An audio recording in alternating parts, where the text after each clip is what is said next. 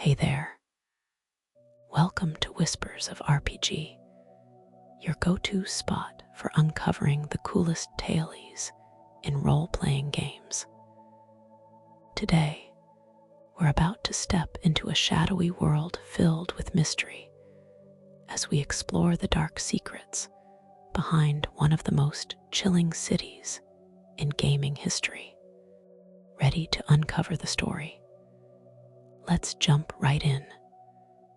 Over the next few hours, we'll uncover the ancient secrets that doomed this metropolis from its very foundations. The hubris of scholars who thought they could harness the power of gods, and the terrible price paid by those who dwelt within its blood-soaked streets. So settle in, get comfortable, and let's begin this epic descent into madness together. In the shadow of Gothic spires and beneath cobblestone streets that have witnessed untold horrors, Yharnam stands as a testament to humanity's endless capacity for both brilliance and folly.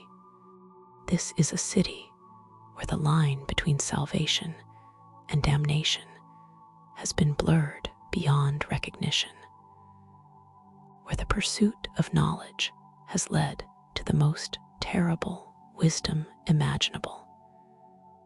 The story we're about to tell spans millennia, from the deepest roots buried in Thumian soil to the blood-drunk nights that would see the city's final downfall. It is a tale of discovery and betrayal, of gods and monsters of healers who became the very plague they sought to cure. Chapter 1: The Ancient Foundations. To truly understand Yharnam's fate, we must begin not in the Victorian-inspired streets that hunters do so well, but far beneath them, in the vast labyrinth ruins that predate human civilization by eons, the chalice dungeons that twist and coil beneath Yharnam like the fevered dreams of sleeping gods, are all that remain of the Thumian Empire, a civilization so ancient that their memory has passed into myth. The Thumerians were not human as we understand the term, though they bore a resemblance to our kind. Tall and gaunt, with skin like polished parchment, and eyes black as the void between stars, they were a race blessed and cursed by their proximity to beings of incomprehensible power. These beings, which scholars would later call the Great Ones, existed in dimensions beyond human understanding, their very presence warping reality around them like stones cast into still water. At the heart of Thumian society stood their queen, Yharnam herself, a figure of such significance that her very name would echo through history to christen the city that would rise above her buried kingdom. Queen Yharnam was no ordinary ruler, for she had been chosen for a purpose that transcended mortal politics or earthly concerns. She was to be the vessel for a Great One's child, a being that would bridge the gap between the cosmic and the terrestrial. The Thumrians understood what later civilizations would struggle to grasp. That communion with the Great Ones came at a price that few were willing or able to pay. They built their civilization around this knowledge, creating vast underground cities connected by miles of tunnels and chambers. These weren't merely places of habitation, but sacred spaces designed to contain and channel the otherworldly energies that flowed from their divine patrons. Blood was sacred to the Thumerians, but not in the crude manner that would later characterize Yharnam's fall. For them, blood was a medium of communication, a way to share essence and understanding across the vast gulf that separated mortal consciousness from cosmic truth. Queen Yharnam's blood was particularly potent, seen as having been blessed by direct contact with the Great Ones. To receive even a drop of her blood was considered the highest honor their society could bestow.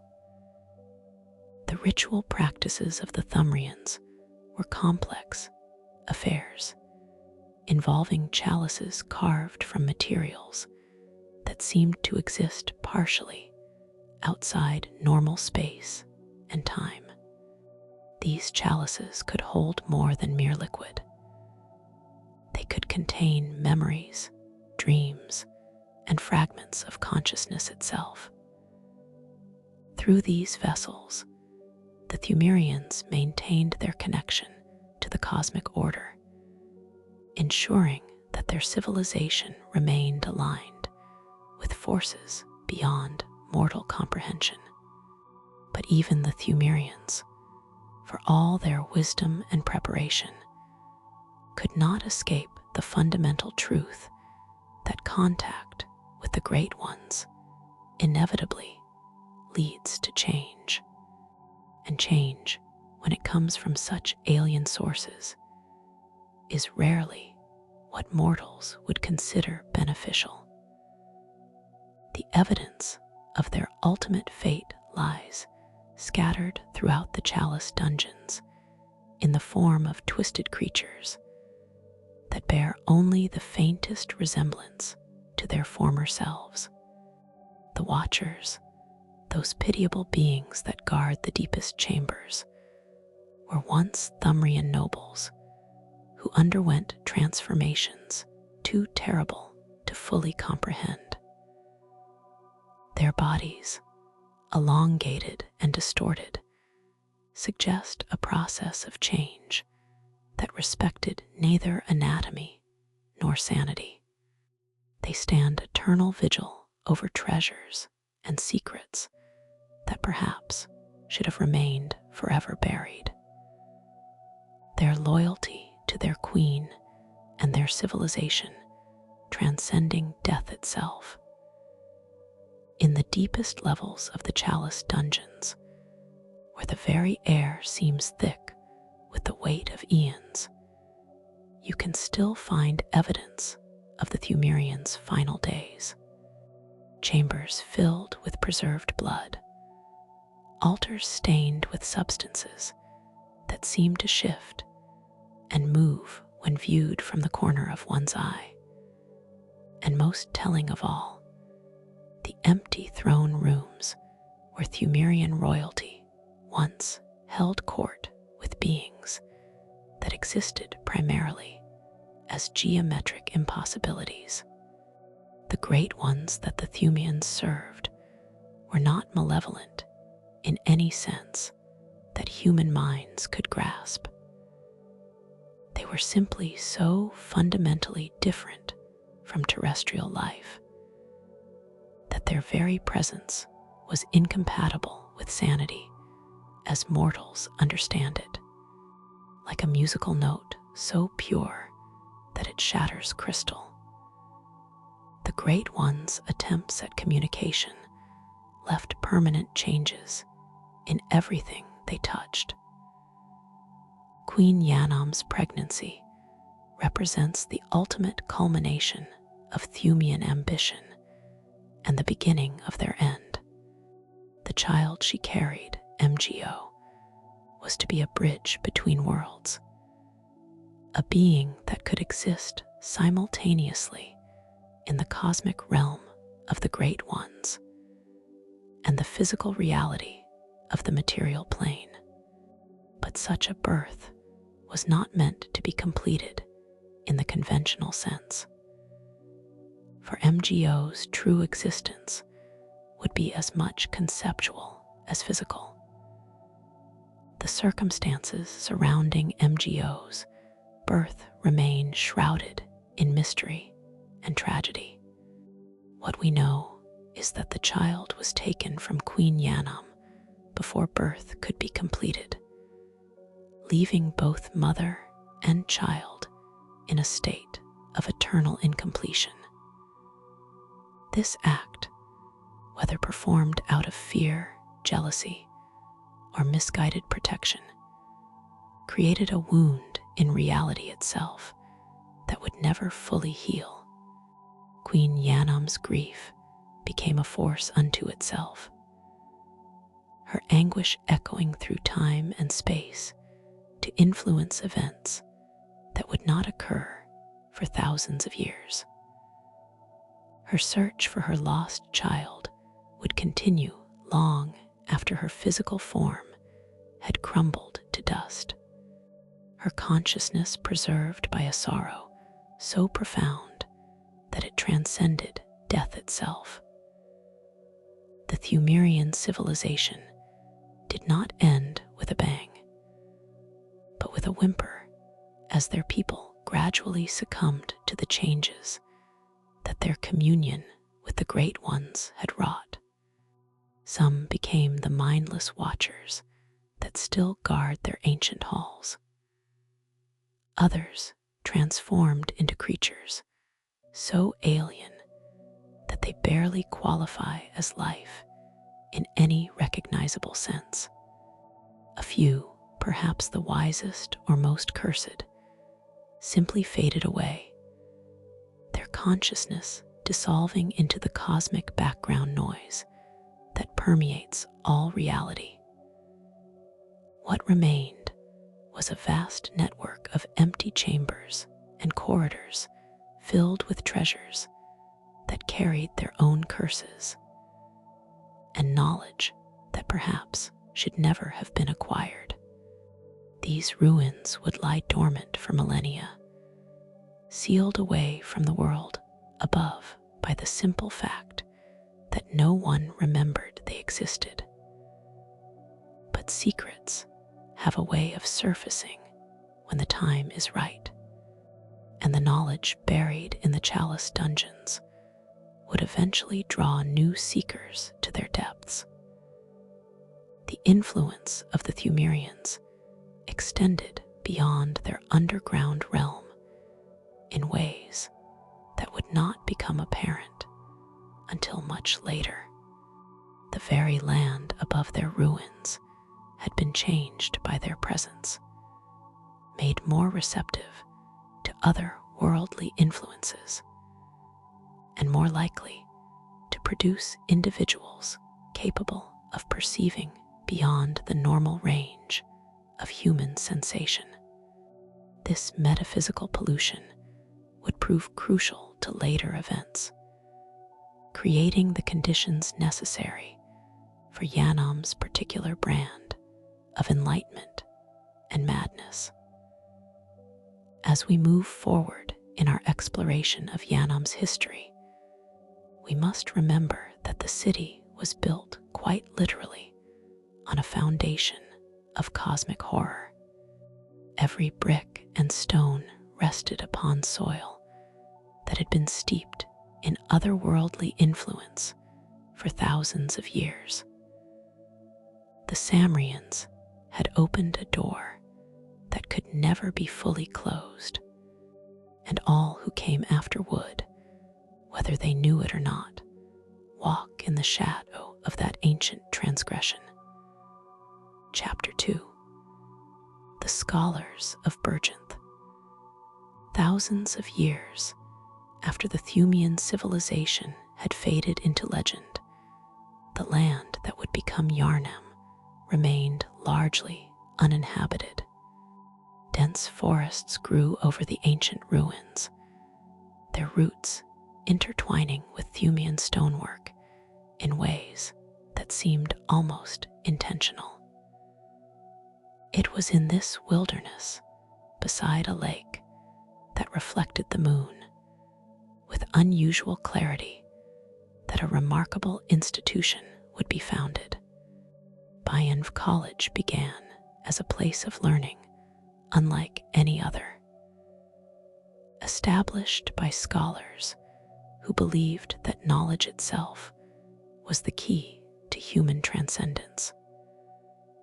The man who would become its most famous provost, Yharnam, was a figure of towering intellect and boundless curiosity. He gathered around him individuals who shared his belief that humanity's next evolutionary step would come not through physical change, but through the expansion of consciousness itself. The college was built in deliberate isolation, far from the political machinations and commercial concerns of established cities. Yharnam and his colleagues wanted nothing to interfere with their pursuit of pure knowledge. The building itself was a marvel of architecture and engineering, featuring a lunarium designed for astronomical observation and vast libraries capable of housing knowledge from across the known world. William's philosophy was elegantly simple in concept, yet revolutionary in its implications. He taught that the human brain, limited as it was by its physical structure, could be transcended through the cultivation of what he termed inner eyes. These were not literal organs, but enhanced states of perception that would allow individuals to see beyond the narrow spectrum of normal human experience. The practice of developing inner eyes involved meditation, study, and exposure to concepts that pushed the boundaries of conventional understanding. Students at Byrgenwerth wore blindfolds during their studies, forcing them to look inward and develop senses that went beyond mere physical sight. The goal was to achieve a state of consciousness that could perceive the cosmic truths that lay hidden behind the veil of everyday reality. Among William's most promising students was a young man named Lawrence, whose intellect matched his master's, but whose temperament proved to be quite different. Ware was patient and methodical in his approach to knowledge. Lawrence possessed a driving ambition that sought immediate and practical applications for their discoveries. This difference in approach would eventually prove to be catastrophic. Another student of note was Michelash, whose brilliant but unstable mind would eventually lead him down paths that even Wilm would come to regret. Michelash's fascination with the nature of nightmares and the boundary between sleeping and waking consciousness made him valuable to the college's research. But his methods were often questionable, even by Bergen's liberal standards. The scholarly community at Byrgenwerth also included individuals like Carroll, who possessed the rare ability to transcribe the utterances of great ones into symbols that human minds could comprehend without immediately succumbing to madness. These runes, as they came to be known, were perhaps Bergen's greatest contribution to human knowledge, providing a way to preserve and share insights that would otherwise be incommunicable. For years, Byrgen thrived as a center of learning and discovery. Students came from across the world to study under Willem and his colleagues, drawn by reports of revolutionary insights into the nature of consciousness and reality. The college's research into astronomy, archaeology, and philosophy pushed the boundaries of human understanding in ways that seemed to promise a golden age of enlightenment. But it was Byrgenwerth's archaeological expeditions that would ultimately seal its fate and the fate of Yharnam itself. The scholars had become aware of ancient ruins in the area, structures that predated any known civilization and seemed to have been built according to architectural principles that defied conventional understanding. Willem's insatiable curiosity drove him to organize expeditions into these underground chambers, despite warnings from local inhabitants who spoke of curse and madness associated with the deep places. The first expedition into what would later be known as the Chalice Dungeons was a revelation that changed everything. The scholars found themselves in vast chambers carved from stone that seemed to absorb light rather than reflect it. The architecture was impossible, featuring angles that hurt to look at and proportions that suggested the builders had operated according to geometric principles unknown to human mathematics. More disturbing than the architecture were the inhabitants they encountered. Creatures that had once been recognizably humanoid, but had undergone transformations that seemed to follow no earthly biological principles.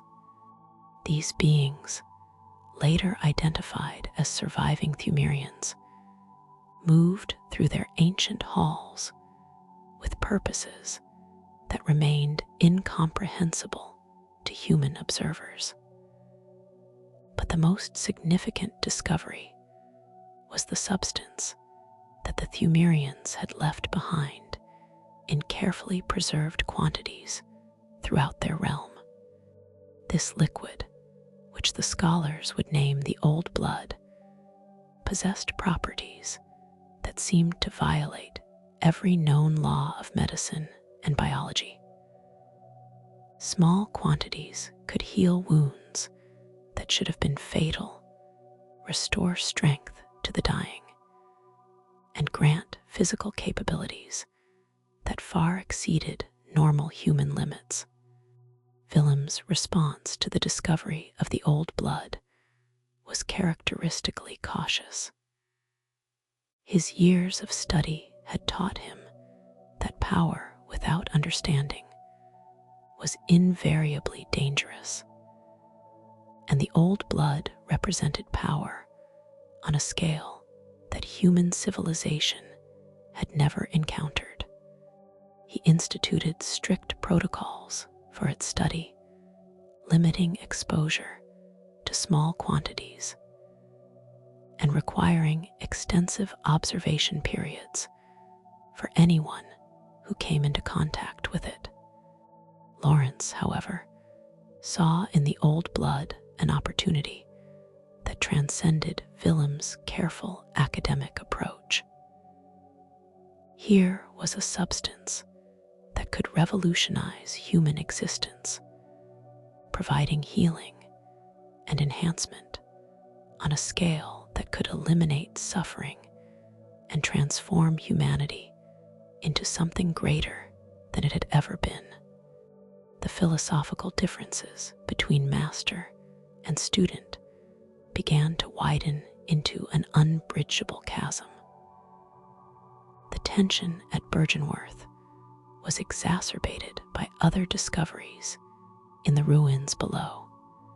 the scholars found evidence of the Great Ones themselves, beings of such alien nature that merely attempting to comprehend them pushed human minds to their breaking point. Some researchers reported dreams and visions after exposure to Thumian artifacts, experiences that seemed to provide genuine insights into cosmic truths, but at the cost of conventional sanity. Willem's approach to the Great Ones was consistent with his overall philosophy.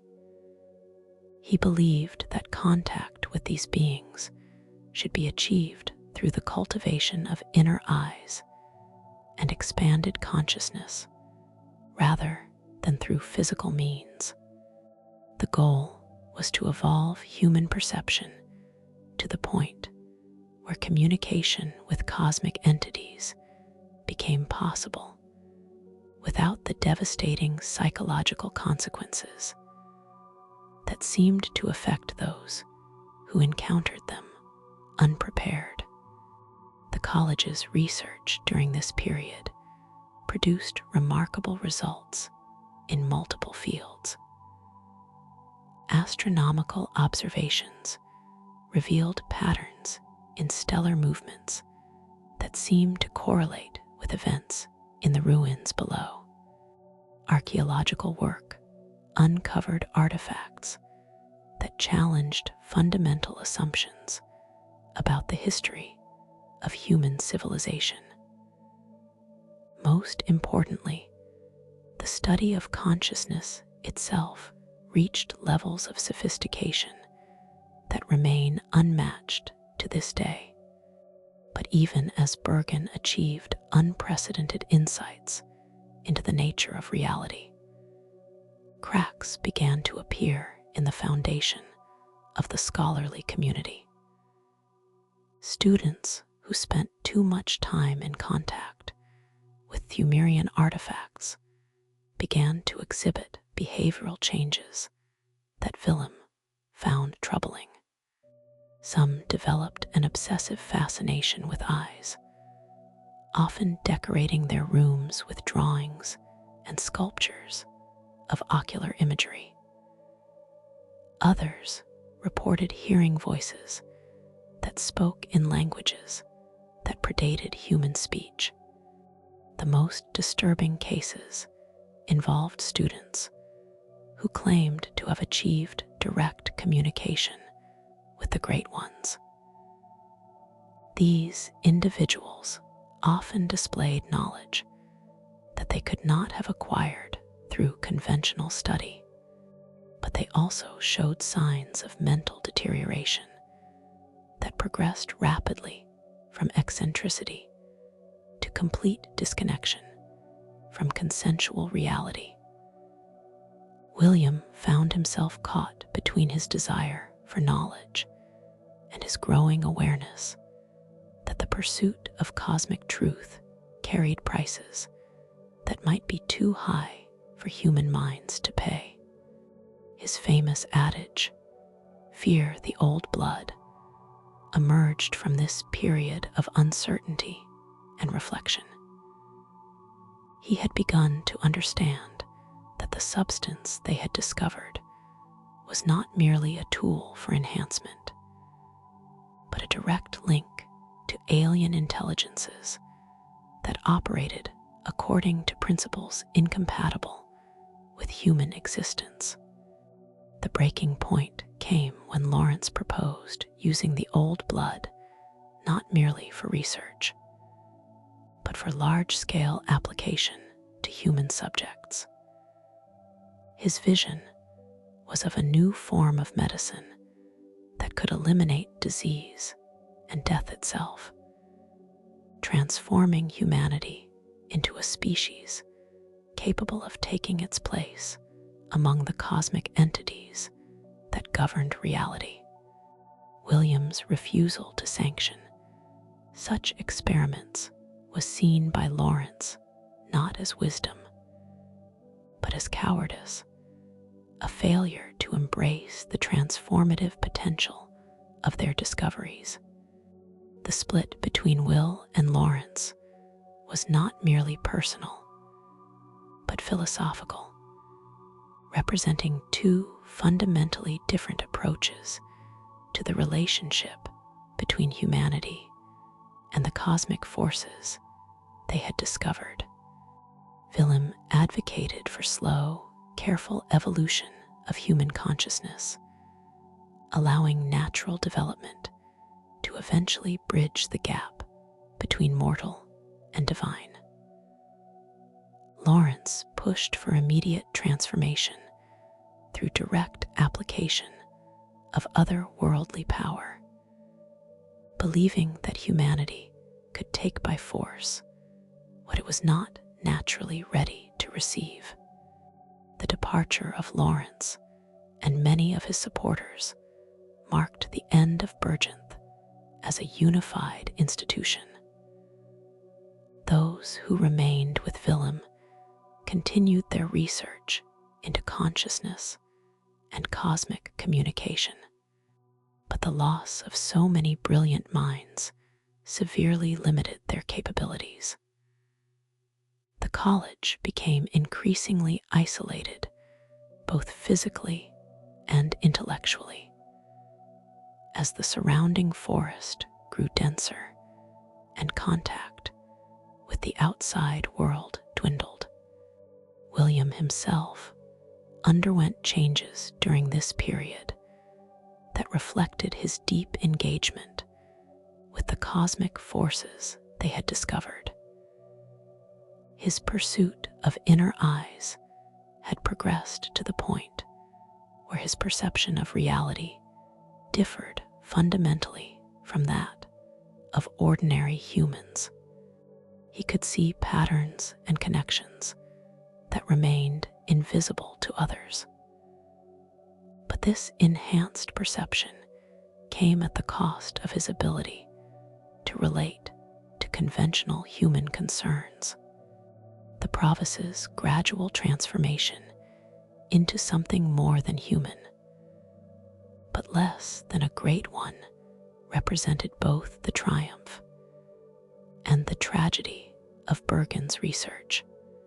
He had achieved a level of cosmic awareness that few beings in history had ever approached. But this achievement had isolated him from the very humanity he had sought to elevate. His final years were spent in solitary contemplation beside the lake that had inspired his initial research, watching for signs and portents that only he could perceive. The legacy of Byrgenwerth extended far beyond its physical existence as an institution of learning. The knowledge and techniques developed within its walls would influence events throughout the region for generations to come. More importantly, the philosophical divide between Willem's approach and Lawrence's would manifest in the various factions that would struggle for control over Yharnam's destiny. As we shall see, the departure of Lawrence from Byrgenwerth was not an ending, but a beginning. The first step in a chain of events that would lead to the rise of the most powerful religious institution in human history, and ultimately to the damnation of an entire city. The seeds of Yharnam's greatness and its destruction were planted in the halls of Byrgenwerth, nurtured by minds brilliant enough to unlock cosmic secrets, but perhaps not wise enough to understand their true implications. Chapter 3: The Foundation of the Healing Church. When Lawrence departed from Byrgenwerth, he carried with him more than just philosophical differences with his former master. He possessed samples of the old blood, detailed notes on its properties, and most importantly, a vision of how this miraculous substance could transform human civilization. The institution he would found would become the most powerful force in Yharnam's history. A religious organization that combined genuine healing with hidden horrors in ways that would define the city's character for centuries to come. The healing church did not emerge overnight, but grew gradually from Lawrence's early experiments with blood-based medicine. His initial work focused on treating ailments that conventional medicine could not address, using carefully diluted quantities of old blood to achieve results that seemed miraculous to those who witnessed them. Patients suffering from wasting diseases found their strength restored. Wounds that should have taken weeks to heal closed within days. Most remarkably, conditions that had been considered terminal proved responsive to blood treatment. Word of these miraculous cures spread quickly through the communities surrounding Byrgenwerth, drawing desperate individuals from across the region.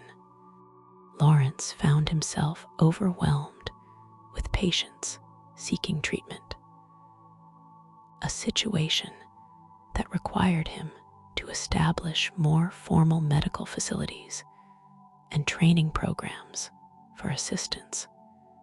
What began as a small experimental practice evolved into a network of clinics and hospitals that would eventually span the entire region. The religious aspects of what would become the healing church emerge naturally from the public's response to blood healing. When conventional medicine fails, a miraculous recovery follows. It is natural for people to speak of divine intervention.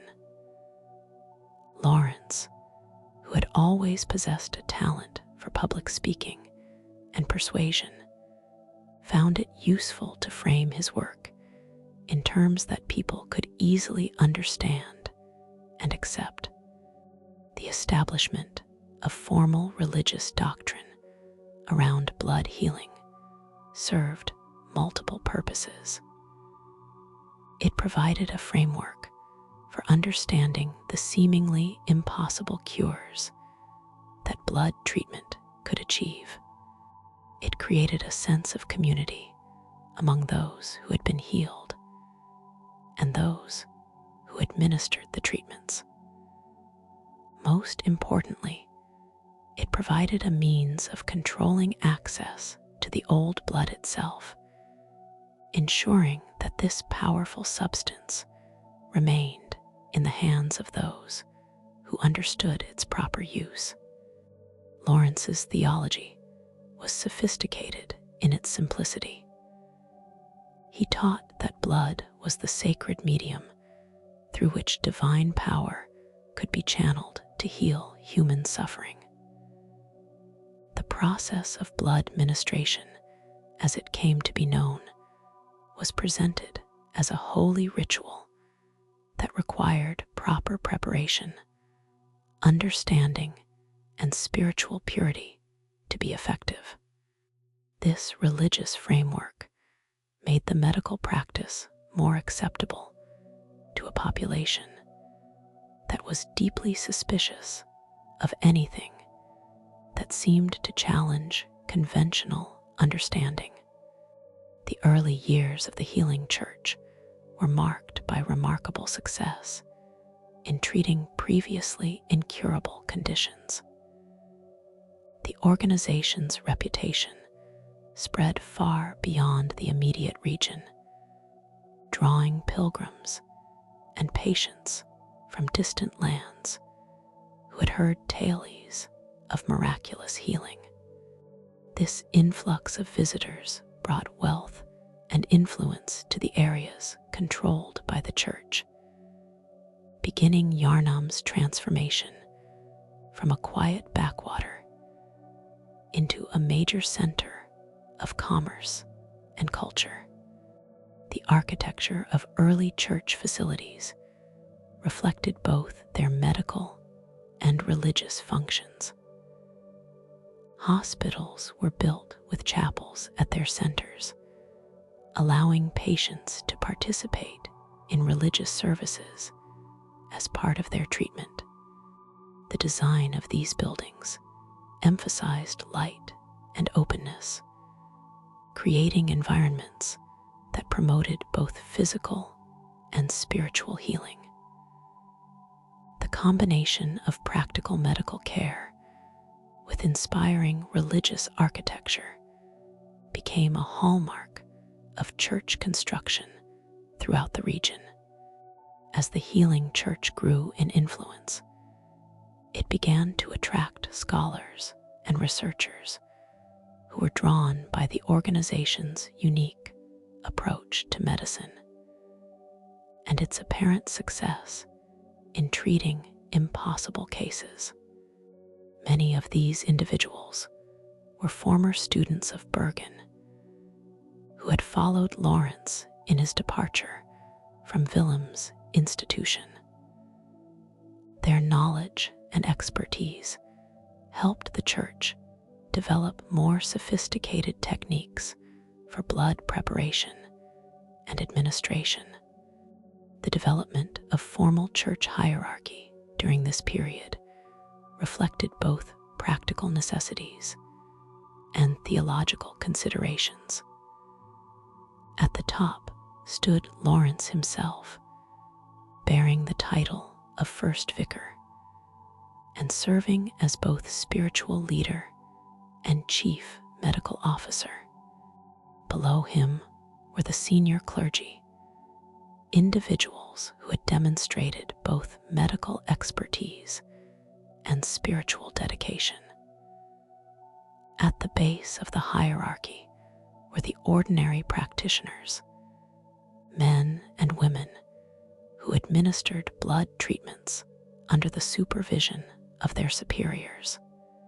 The church's approach to training new members was comprehensive and rigorous. Candidates underwent extensive education in both medical techniques and religious doctrine, ensuring that they understood both the practical and spiritual aspects of their work. This training process served as a form of quality control, weeding out individuals who lacked either the technical skills or the spiritual commitment necessary for effective blood ministry. One of the most significant developments during the church's early period was the establishment of formal protocols for blood preparation and storage. The old blood in its pure form was far too potent for direct human consumption, requiring careful dilution and preparation to achieve therapeutic effects without harmful side effects. The techniques developed for this purpose became closely guarded secrets known only to the highest ranking members of the church hierarchy. The church's success in treating disease and injury created a feedback loop that accelerated its growth and influence. As more people were successfully treated, the organization's reputation spread further, attracting both more patients and more resources.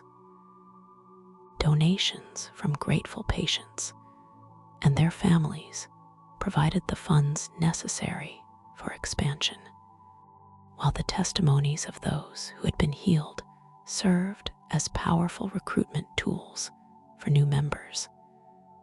The relationship between the healing church and secular authorities during this period was generally cooperative. Local rulers appreciated the church's ability to maintain public health and were grateful for the economic benefits that medical tourism brought to their territories. In exchange for official recognition and protection, the church provided medical services to government officials and their families, creating relationships of mutual dependence that strengthened both institutions.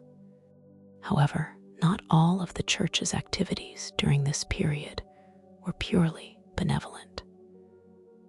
The organization's researchers, driven by Lawrence's ambition to fully understand and exploit the old blood's properties, began conducting experiments that pushed the boundaries of medical ethics. These investigations, conducted in secret facilities away from public scrutiny, would eventually lead to discoveries that would reshape the church's understanding of blood healing and its ultimate potential. The most significant of these research programs focused on the long-term effects of blood treatment on human physiology and consciousness. Music researchers noticed that patients who received multiple blood treatments often developed enhanced physical capabilities beyond simple healing.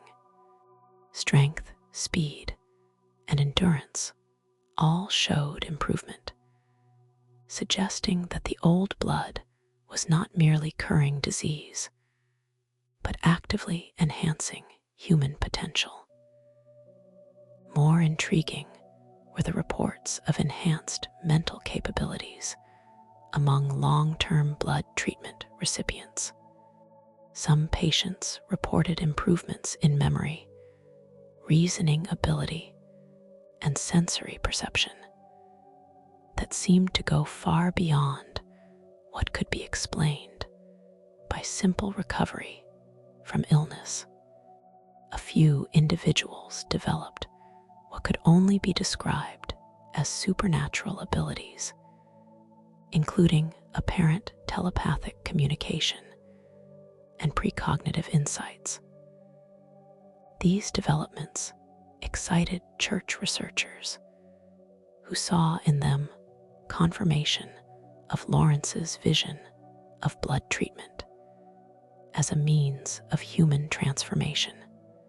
However, they also noticed disturbing trends among some patients that suggested the old blood's effects were not universally beneficial. A small percentage of individuals who received blood treatment developed what researchers initially termed blood sickness, a condition characterized by increased aggression, loss of rational thought, and physical changes that defied medical explanation. The church's initial response to blood sickness was to classify it as a rare complication of treatment, similar to allergic reactions that occasionally occurred with conventional medicines. Protocols were developed for identifying and isolating affected individuals, with the goal of studying the condition and developing treatments for it. These early cases were kept strictly confidential to avoid panic among the general population. The theological implications of blood sickness presented significant challenges for church doctrine. If blood treatment was truly divine in nature, how could it produce effects that seemed demonic? Lawrence addressed this problem by developing a complex theological framework that explained negative reactions as evidence of spiritual impurity in the affected individuals. According to this interpretation, those who developed blood sickness were being revealed as inherently corrupt, their true natures exposed by contact with sacred blood. This theological explanation served multiple purposes for the Church. It preserved the divine status of blood treatment while providing a justification for harsh measures against those who suffered negative reactions. It also created a powerful incentive for church members to maintain high standards of spiritual purity, since any deviation might be interpreted as evidence of susceptibility to blood sickness.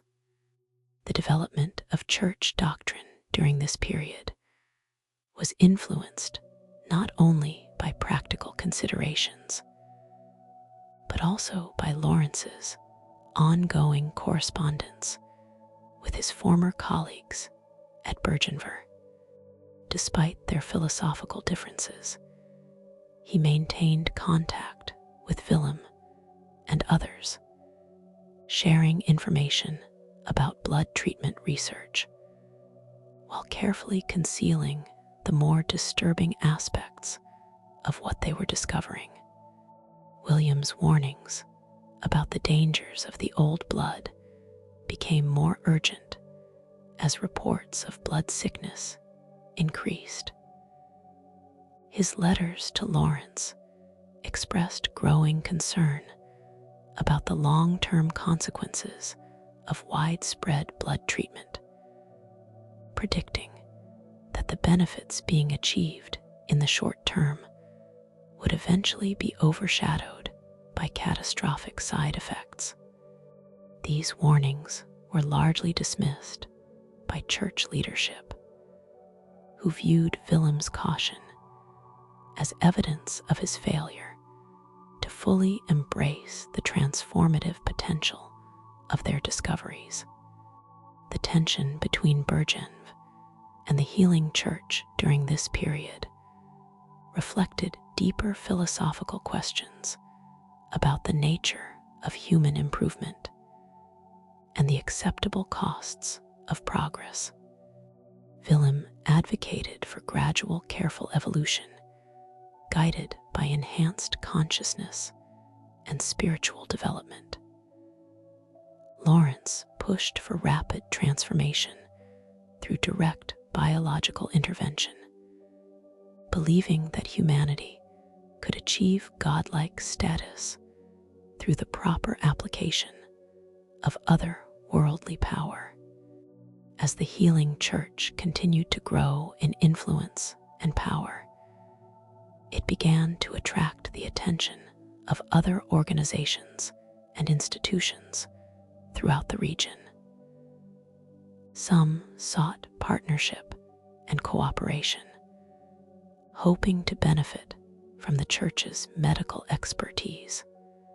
Others viewed the organization with suspicion, concerned about its growing influence and the secretive nature of its research activities. The church's response to external scrutiny was to become increasingly insular and protective of its secrets. Access to church facilities was restricted to members and approved visitors. Information about blood treatment techniques was classified as sacred knowledge, available only to those who had demonstrated appropriate levels of commitment and trustworthiness. This secrecy, while protecting the church's interests, also created an atmosphere of mystery and suspicion that would eventually contribute to its downfall. The expansion of church influence during this period laid the groundwork for what would become the city of Yharnam itself. As the organization's headquarters and primary medical facilities grew larger and more sophisticated, they attracted supporting businesses and services. Inns and taverns appear to serve visiting patients and their families. Merchants established shops to supply the needs of the growing population. Craftsmen and artisans found steady work creating the specialized equipment and furnishings required by church facilities. The emergence of Yharnam as a major urban center was thus directly linked to the success of the healing church and its blood-based medicine. The city's entire economy and culture developed around the central fact of blood healing, creating a society unlike any other in human history. Every aspect of life in Yharnam was influenced by the church's presence, from the architecture of buildings to the rhythms of daily commerce. The establishment of formal church authority over Yharnam marked a crucial turning point in both the organization's development and the city's destiny. With secular power now concentrated in religious hands, the church was free to pursue its research and expansion without external interference. This freedom would prove to be both a blessing and a curse, enabling remarkable discoveries while also removing the constraints that might have prevented catastrophic mistakes. Chapter 4: The Discovery of Ebrietas. In the deepest chambers beneath Yharnam, where the ancient Thumerian ruins gave way to even stranger architectural impossibilities, church researchers made a discovery that would fundamentally alter both their understanding of the cosmos and their approach to blood-based medicine. The being they encountered defied every category of earthly life, existing as a bridge between the material world and dimensions that human minds could barely comprehend. Ebrietas, the great one that would become central to the church's highest mysteries, was found in a state that could best be described as abandoned slumber. Unlike the hostile or indifferent entities that researchers had encountered in other parts of the ruins, this cosmic being showed no signs of aggression or other worldly malevolence. Instead, it seemed almost eager for contact with the humans who had stumbled into its hidden chamber. The physical form of Ebrietas challenged every assumption about what constituted life in the conventional sense. Part mineral, part organic, part energy, the Great One existed as a constantly shifting amalgamation of properties that seemed to follow no earthly biological principles. Its appearance varied depending on the observer's mental state and level of consciousness, appearing sometimes as a magnificent celestial entity radiating benevolent power, other times as a grotesque amalgamation of alien anatomical structures that hurt to contemplate directly. The church researchers who first encountered Ebrietas were members of an elite group that would eventually become known as the choir, the highest-ranking investigators within the organization's hierarchy. These individuals had been selected not only for their intelligence and dedication, but also for their apparent ability to to maintain psychological stability when exposed to otherworldly phenomena. Even so, the discovery of ebriettas pushed several of them beyond their limits of comprehension. Initial contact with the Great One was achieved through a combination of careful approach techniques developed through previous encounters with Thumerian artifacts and pure intuitive breakthrough by individuals whose minds had been opened through extensive blood treatment. The entity seemed to communicate not through conventional speech, but through direct transmission of concepts and emotions that bypassed normal sensory channels entirely. The knowledge that Abita shared with the church researchers was both magnificent and terrifying in its scope. The Great One revealed aspects of cosmic structure and divine purpose that made human civilization seem like a brief flicker in an eternal darkness. It spoke of cycles within cycles, of intelligences so vast that entire galaxies served as their thoughts, and of purposes that operated on time scales that rendered human history insignificant. More practically, Ebriettas provided detailed information about the true nature of the old blood and its relationship to the cosmic order. The substance that the Church had been using for its healing programs was revealed to be not merely the blood of alien entities, but a medium through which consciousness itself could be transmitted and transformed. Each dose of old blood carried fragments of cosmic awareness that gradually accumulated in human subjects, slowly altering their fundamental nature.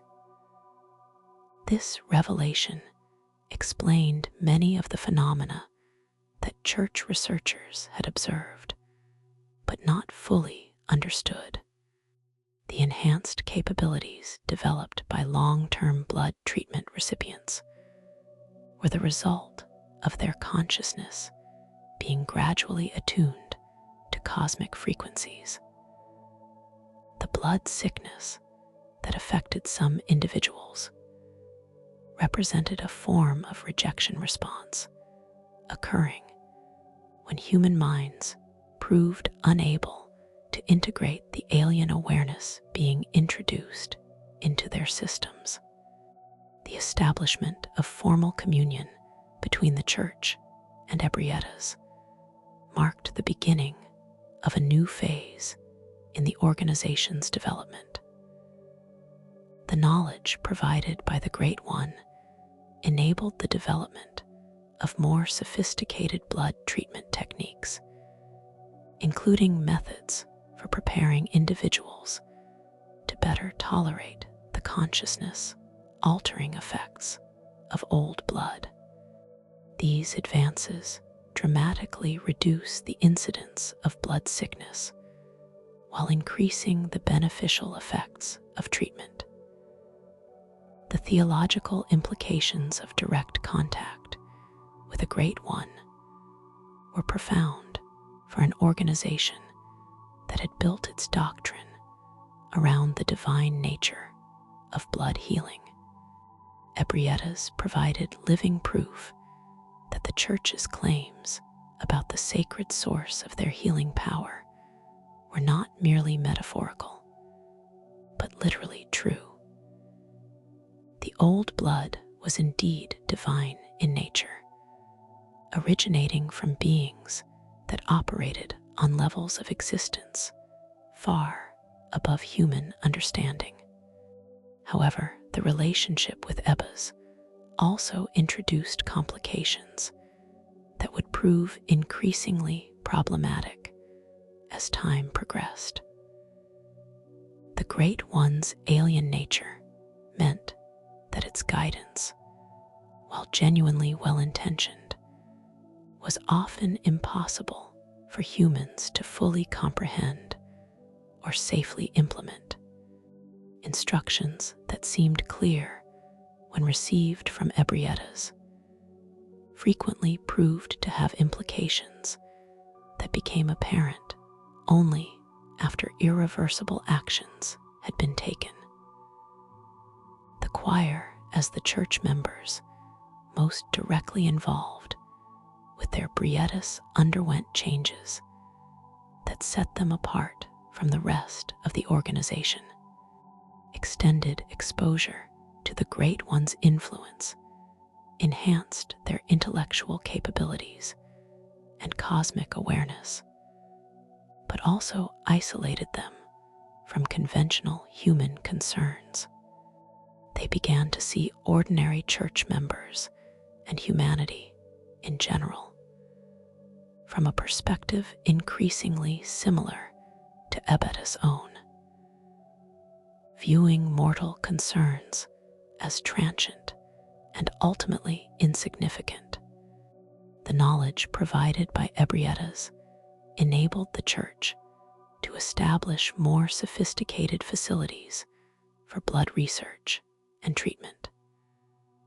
The construction of the Upper Cathedral Ward, a complex of buildings designed according to architectural principles that incorporated cosmic geometries suggested by the Great One, provided spaces where advanced research could be conducted under optimal conditions. These facilities represented the pinnacle of human achievement in the integration of earthly and divine knowledge. Within the Upper Cathedral Ward, church researchers developed techniques for blood preparation that far exceeded anything previously achieved. The communion with ebrietas had revealed that the old blood could be refined and concentrated in ways that multiplied its effects exponentially. These new preparation methods produce substances that could not only heal physical ailments, but actively transform human subjects into beings closer to the Great Ones themselves. The development of these advanced blood treatments led to the creation of what church doctrine termed kin humans, who had been so thoroughly transformed by exposure to cosmic blood that they could no longer be considered fully human. The process of becoming kin was not random, but followed specific protocols developed through careful study of Ebeta's guidance. Successful transformation required not only physical exposure to concentrated old blood, but also psychological preparation that could take years to complete. The first generation of kin created through church research were individuals who had volunteered for the transformation process, understanding that they were participating in humanity's next evolutionary step. These early successes encouraged further experimentation, leading to programs designed to identify and prepare suitable candidates for kin transformation from among the general population. The criteria for selection were complex, involving not only physical health, but also psychological stability and spiritual purity as defined by church doctrine. The existence of the kin was kept secret from the general population, known only to the highest levels of church hierarchy and the choir members who worked directly with them. This secrecy was maintained not out of shame, but from a genuine concern that knowledge of human transformation would cause widespread panic and disruption. The church leadership believed that humanity needed to be gradually prepared for the revelation that transcendence of human limitations was not only possible, but actively being pursued by their spiritual leaders. The relationship between Abrias and the church during this period was characterized by mutual benefit and growing dependency. The Great One received something that it had apparently been lacking for eons: genuine communion with conscious beings who could appreciate, however imperfectly, the cosmic perspectives that defined its existence. In return, the church gained access to knowledge and power that elevated it far above any earthly institution in terms of its capabilities and influence. However, the communion with Ebbas also introduced subtle corruptions into church doctrine and practice that would have far-reaching consequences. The Great One's perspective on existence was so fundamentally different from human understanding that its guidance often led to decisions that seemed logical from a cosmic standpoint, but proved catastrophic when implemented in human society. The notion that individual human lives were insignificant in the context of cosmic evolution began to influence church policy in ways that gradually eroded the organization's original commitment to healing and helping humanity. The establishment of the choir as a separate faction within the church hierarchy reflected these growing tensions between cosmic wisdom and human values. Members of the choir, through their direct contact with Ebrietas, had achieved levels of consciousness that set them apart from ordinary humans, but also isolated them from conventional moral considerations.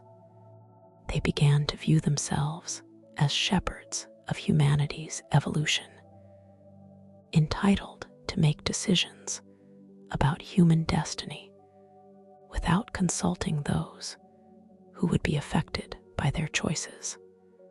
The choir's research programs during this period expanded beyond simple blood treatment into areas that would have horrified the general population had they been aware of them. Experiments in consciousness transfer, artificial creation of kin-like beings, and direct manipulation of human development were all justified as necessary steps in humanity's guided evolution toward a higher state of existence. The suffering of individual subjects in these experiments was considered acceptable in the context of the greater good being pursued. The development of the orphanage of Mensis represented one of the most ambitious and morally questionable projects undertaken during this period. Located in a facility that was technically separate from the main church hierarchy, but closely connected to choir research, the orphanage served as a testing ground for techniques designed to create kin from human children. The selection of orphans as subjects was coldly practical. These were individuals who would not be missed by families or communities, making their transformation or loss unlikely to cause public outcry. The children brought to the orphanage of Mensis underwent procedures that were presented as education and spiritual development, but actually represented systematic attempts to prepare their consciousness for integration with cosmic awareness. Many subjects proved unsuitable for the process and suffered mental breakdown or physical transformation into creatures that retained little of their original humanity. Those who successfully completed the transformation emerged as beings that were no longer truly children or even recognizably human. The theological justification for these experiments was complex and sophisticated, drawing on the deepest aspects of church doctrine about the nature of divine purpose and human destiny. The choir argued that traditional concepts of individual rights and protections were meaningless in the context of cosmic evolution. Their research was reframing humanity's role in the universe, transforming the species from passive recipients of divine grace into active participants in the cosmic order. The success of these programs from the church's perspective provided evidence that their approach to human transformation was not only viable, but necessary. The kin created through their research displayed capabilities that far exceeded normal human limitations, including enhanced physical strength, supernatural sensory abilities, and forms of consciousness that could perceive and interact with cosmic forces directly. These achievements seem to validate Lawrence's original vision of blood treatment as a means of human transcendence. However, the creation of kin also introduced new problems that the church was not fully prepared to address. The transformed beings, while possessing enhanced capabilities, often struggled to maintain stable psychological states.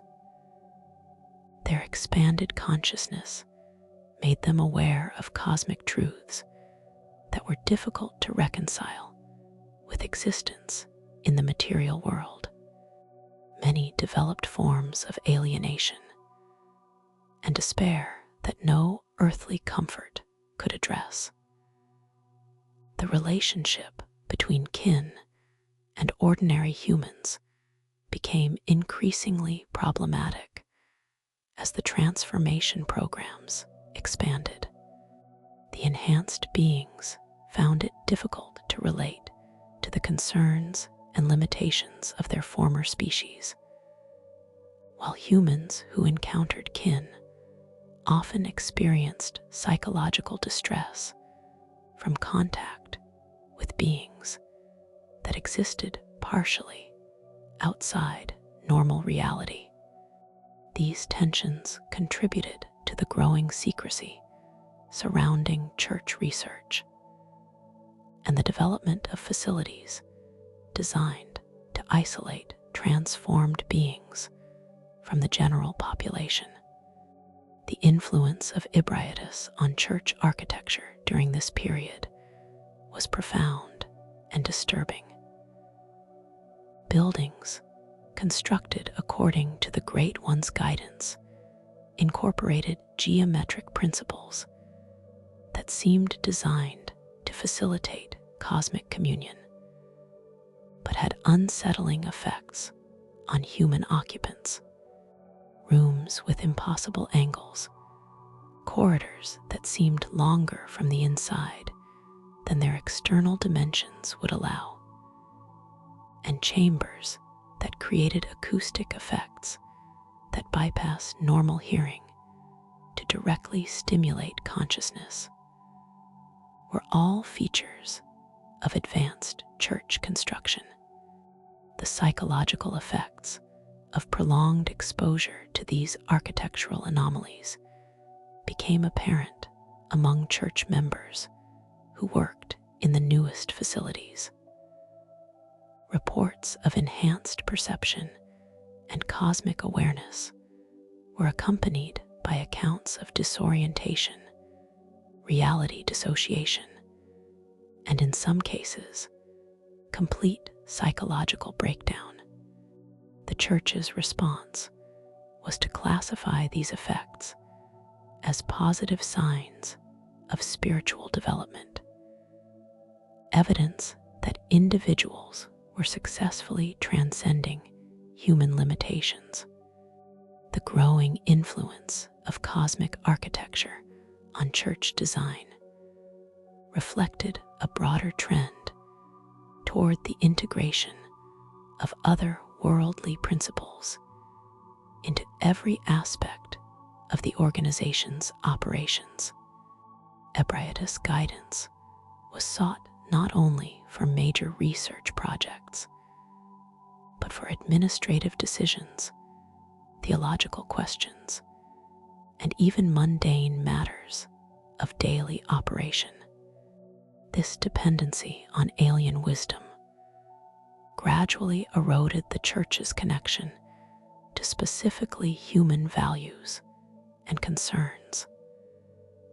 The development of advanced blood treatment techniques during this period also led to innovations in the training and enhancement of church hunters.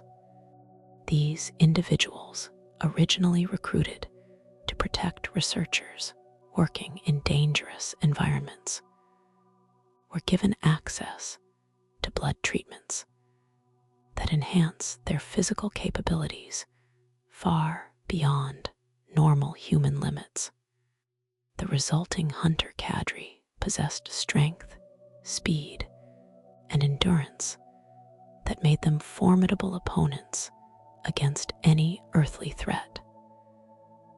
However, the enhanced hunters also represented a new category of risk for church operations. Their transformation through blood treatment created individuals who were no longer fully human, but had not achieved the stable transcendence characteristic of properly prepared kin. Many hunters experienced psychological changes that made them increasingly aggressive and difficult to control, requiring the development of specialized protocols for managing potentially dangerous church personnel. The establishment of the Hunter Workshop as a formal institution within the church hierarchy reflected both the importance of hunter forces and the growing concerns about their management under the leadership of individuals who combined martial expertise with understanding of blood-based enhancement. The workshop developed training programs designed to maximize the benefits of hunter transformation while minimizing the psychological risks associated with the process. The workshop's approach to hunter development was influenced by Ebrietas guidance, but also drew on practical experience gained through years of working with blood-enhanced individuals. The most successful hunters were those who could integrate their enhanced capabilities with disciplined mental training, maintaining their essential humanity while gaining access to superhuman abilities. These elite hunters became the church's most valuable assets, capable of operating in environments and against threats that would destroy ordinary humans. As the church's power and influence continued to expand, the organization found itself facing challenges that its founders had never anticipated. The success of blood treatment had created a population of enhanced individuals whose needs and capabilities differed fundamentally from those of ordinary humans. The knowledge gained through communion with Ebritus had revealed cosmic truths that were difficult to reconcile with conventional human values and institutions. The tension between the church's original mission of healing and helping humanity and its evolving role as a guide for human transcendence created internal conflicts that would eventually contribute to the organization's fragmentation. Different factions within the church hierarchy developed competing visions of what humanity's future should look like and how best to achieve the transformation that seemed both inevitable and necessary. The relationship with Ebrietas remained central to these debates, but the Great One's guidance was often ambiguous enough to support multiple interpretations. Some church leaders argued for rapid acceleration of transformation programs, believing that humanity needed to evolve quickly to meet cosmic challenges that were approaching. Others advocated for more gradual change, concerned that too rapid transformation would destroy the essential qualities that made human existence meaningful. These philosophical divisions within the church were exacerbated by practical problems arising from the organization's research activities. The creation of kin and enhanced hunters had produced individuals whose loyalty to the church was absolute, but whose understanding of church doctrine was filtered through consciousness that was no longer fully human. Their perspectives on questions of morality, purpose, and acceptable methods often differed significantly from those of their creators. Chapter 5: The Powder Kegs and the Hunters. As the healing church consolidated its power and influence throughout Yharnam, the organization found itself confronting threats that its original mission of healing and spiritual guidance had never anticipated. The very success of blood ministration had created new dangers that required responses far removed from the pastoral care and medical treatment that had originally defined church activities.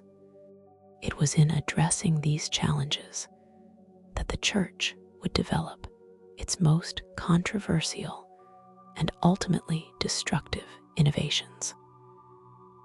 The first hunters emerged not from formal church planning, but from practical necessity.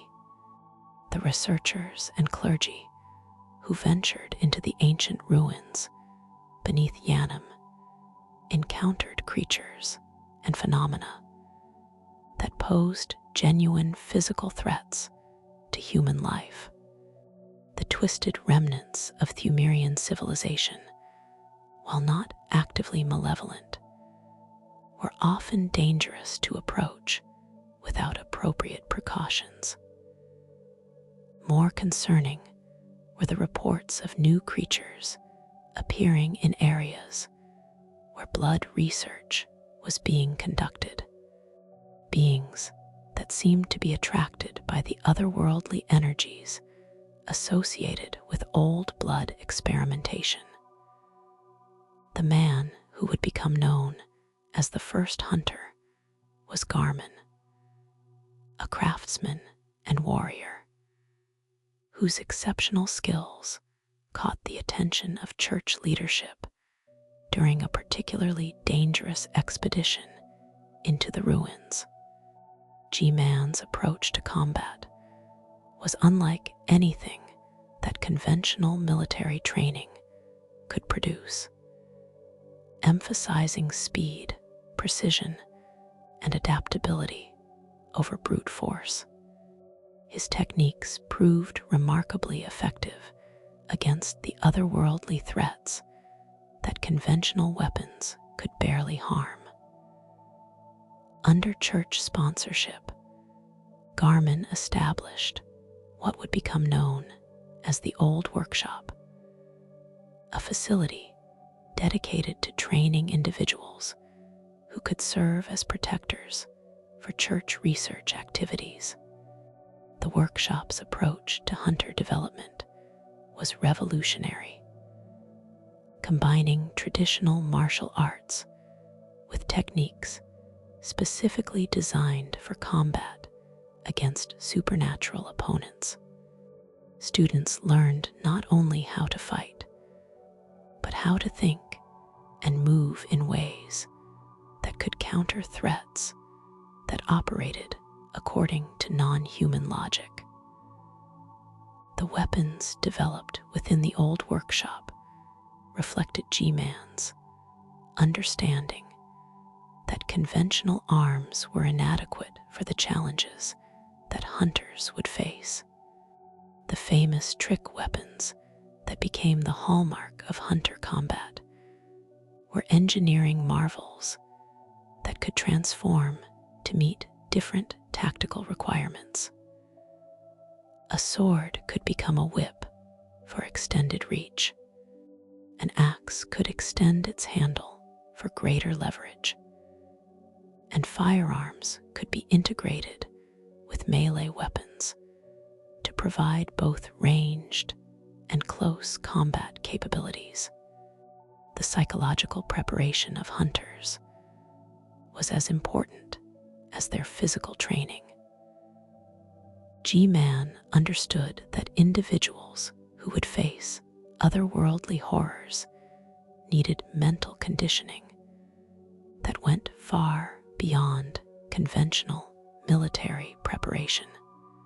Hunters learned meditation techniques that could maintain psychological stability when confronted with beings whose very existence challenged rational understanding.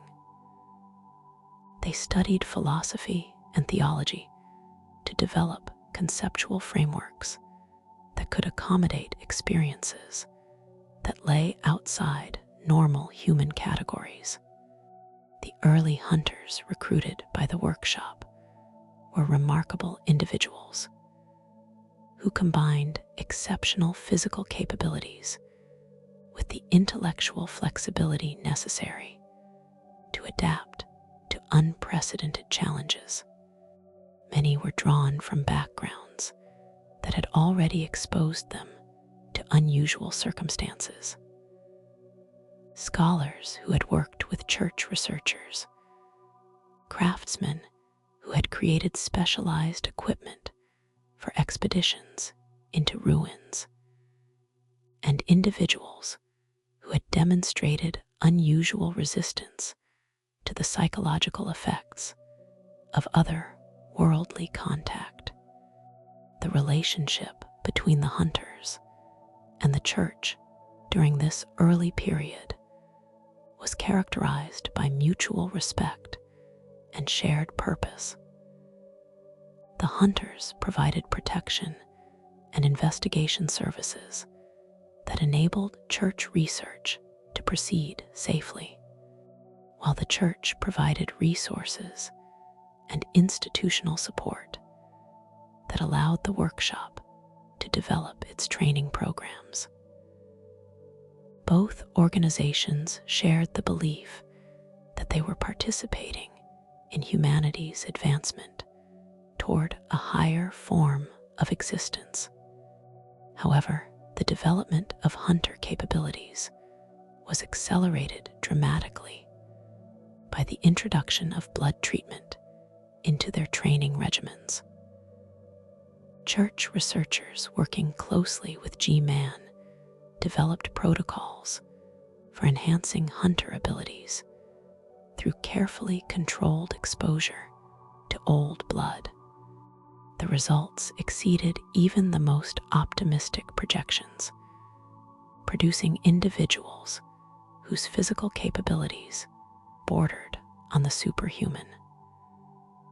Blood-enhanced hunters displayed strength sufficient to wield weapons that would be impossible for ordinary humans to lift, much less use effectively in combat. Their speed and reflexes were enhanced to levels that made them blur of motion in battle. Most remarkably, their healing abilities were dramatically accelerated, allowing them to recover from wounds that would incapacitate or kill normal humans within minutes rather than weeks. The psychological effects of blood enhancement on hunters were more complex and troubling than the physical benefits.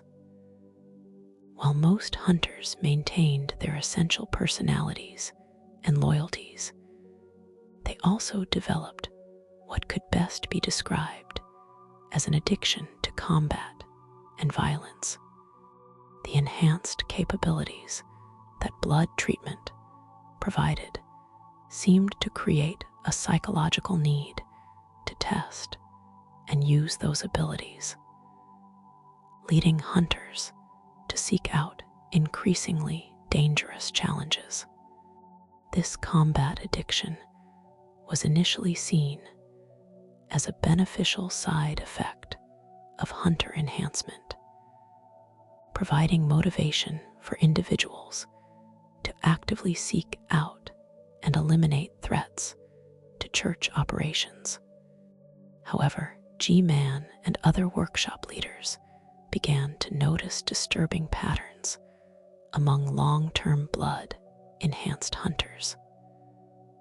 Some developed an apparent inability to function normally when not engaged in combat, showing signs of restlessness and agitation that could only be relieved through violent activity.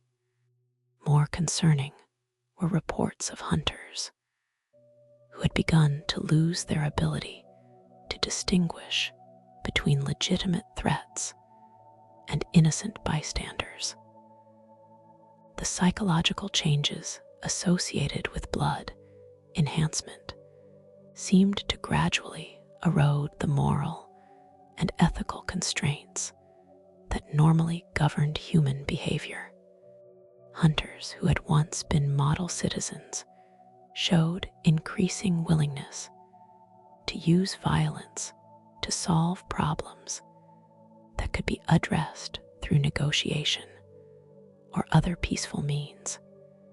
The workshop's response to these problems was to develop more sophisticated screening and training programs designed to identify individuals who were particularly susceptible to the negative psychological effects of blood enhancement.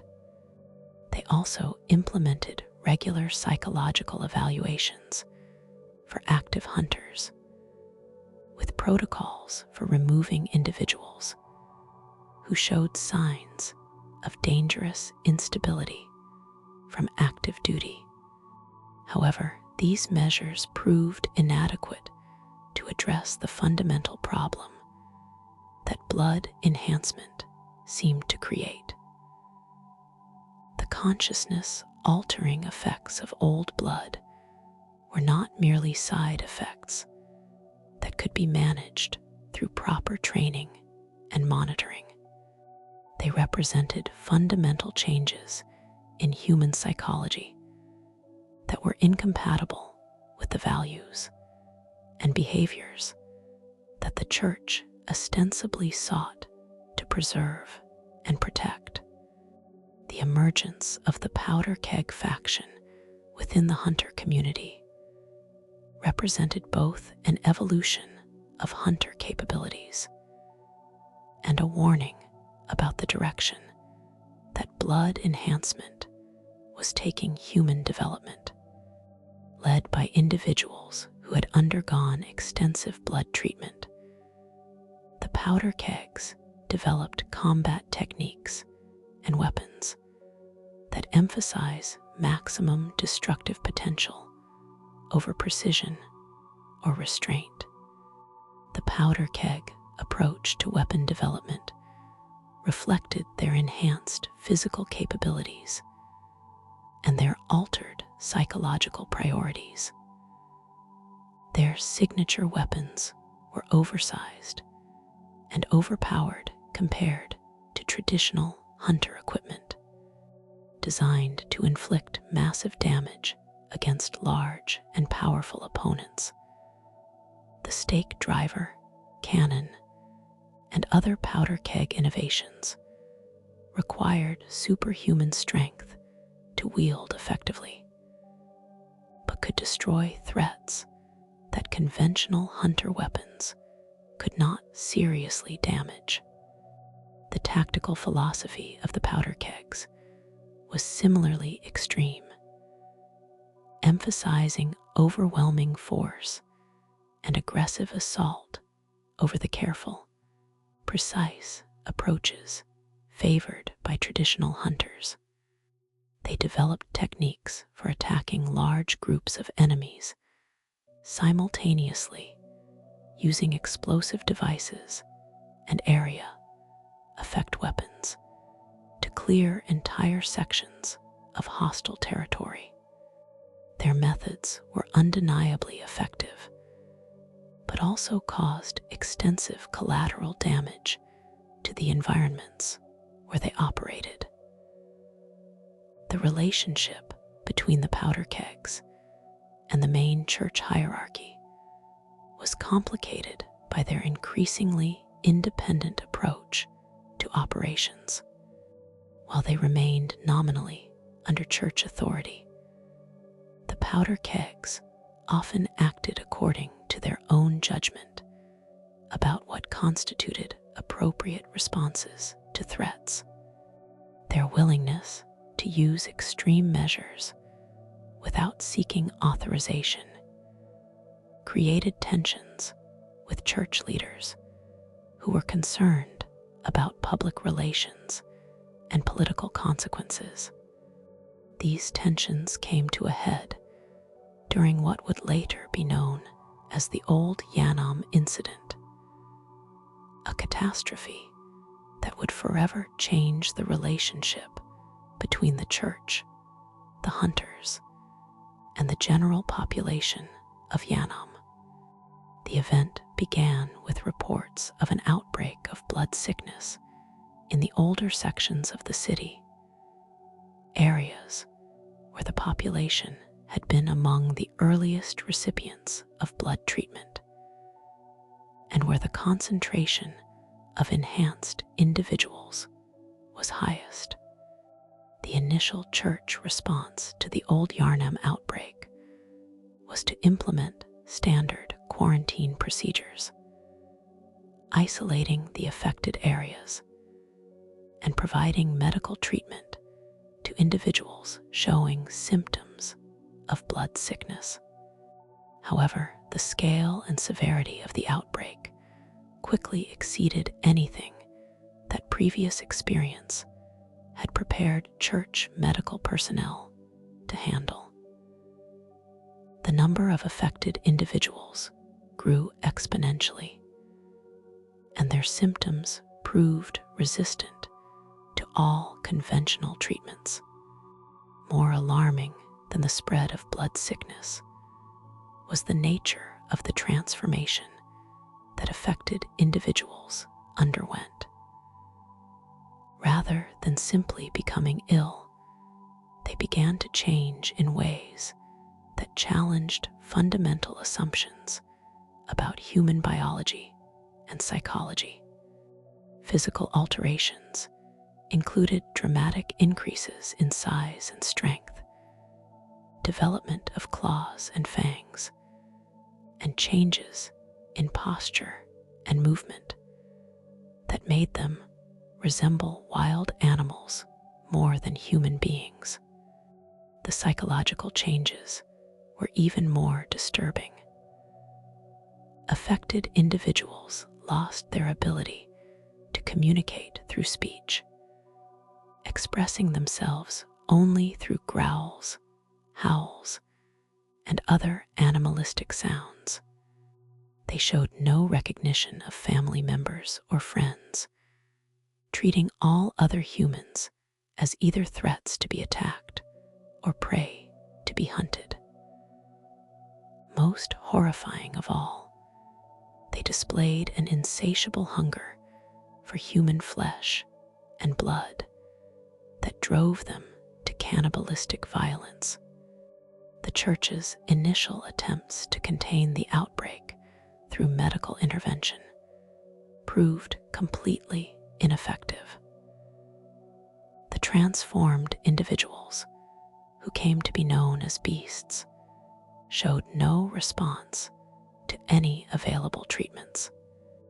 More problematically, they proved to be highly infectious, with the beast transformation spreading to anyone who was seriously injured by an already transformed individual. The quarantine measures that had been intended to contain the outbreak became traps that concentrated potential victims with active threats.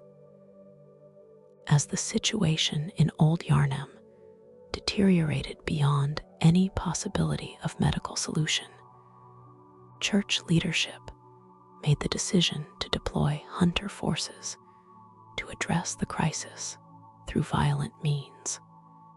The reasoning was that the transformed individuals were no longer truly human, and therefore fell outside the moral constraints that normally governed church policy towards the population.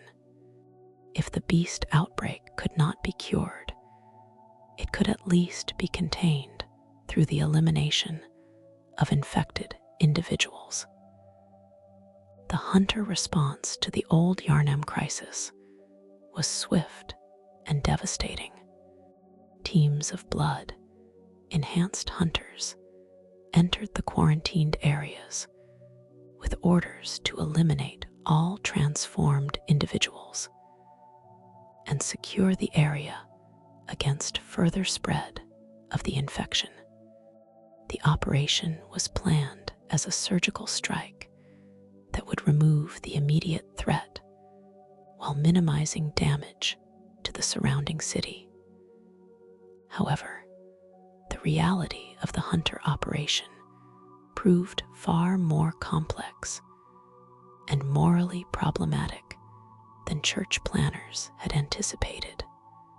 The boundary between transformed and normal individuals was not always clear, particularly in the early stages of infection, when physical changes were subtle and psychological alterations were not immediately apparent. Hunters operating under combat conditions were forced to make split-second decisions about who represented a threat and who could be safely spared. The psychological effects of blood enhancement on the hunters themselves became a major factor in the operation's escalation beyond its original parameters. The combat addiction and reduced empathy that characterized blood-enhanced individuals made them more likely to interpret ambiguous situations as threats requiring violent response. The presence of genuinely dangerous beasts in the area created a psychological environment where extreme caution seemed justified. The powder keg faction played a particularly destructive role in the old Yharnam operation. Their preference for overwhelming force and area effect weapons led them to employ tactics that made no distinction between confirmed threats and potential victims. Explosive devices and incendiary weapons were used to clear entire buildings and city blocks, eliminating both beasts and any human survivors who might have been hiding in the affected areas. The decision to burn Old Yharnam was made by powder keg leadership without consultation with church authorities or consideration of alternatives. From their perspective, fire was simply the most effective tool for ensuring that the beast infection could not spread beyond the quarantined area. The fact that many normal humans would die in the flames was regrettable, but acceptable given the scale of the threat being addressed. The burning of Old Yharnam lasted for days, creating a pillar of smoke that could be seen throughout the region. The fires consumed not only the infected areas, but spread to sections of the city that had shown no signs of beast transformation.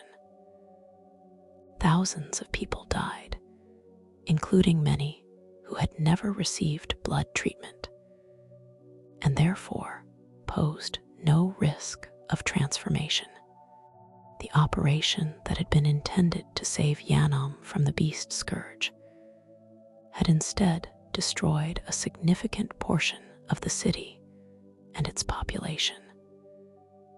The aftermath of the Old Yharnam incident created a crisis of legitimacy for both the church and the hunter organization. Public trust in blood treatment, which had been the foundation of church power and influence, was severely damaged by the revelation that it could lead to monstrous transformation. The hunters, who had been seen as protectors of the population, were now viewed with suspicion and fear by many citizens. The church's response to the crisis was to implement a comprehensive cover-up operation designed to control public understanding of what had occurred in Old Yharnam. Official statements attributed the disaster to a plague of unknown origin that had required extreme measures to contain. The role of blood treatment in creating the beast transformation was denied, with church spokesmen arguing that the affected individuals had been victims of external contamination rather than products of church medical procedures. The hunter organization underwent significant restructuring in the wake of the Old Yharnam incident. G-Man's old workshop was closed and replaced by a new church-controlled hunter institution under the leadership of Ludwig, a church cleric who had distinguished himself through his combination of martial prowess and theological commitment. The new workshop implemented stricter protocols for hunter training and deployment, with greater emphasis on church oversight and control.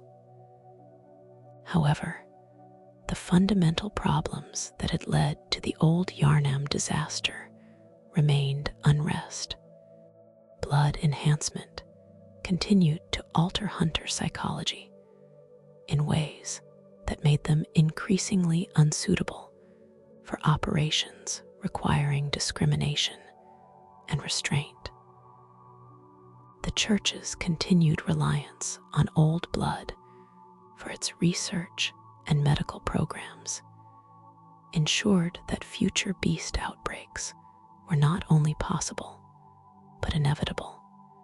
The trauma of the old Yharnam incident had profound effects on individual hunters who had participated in the operation.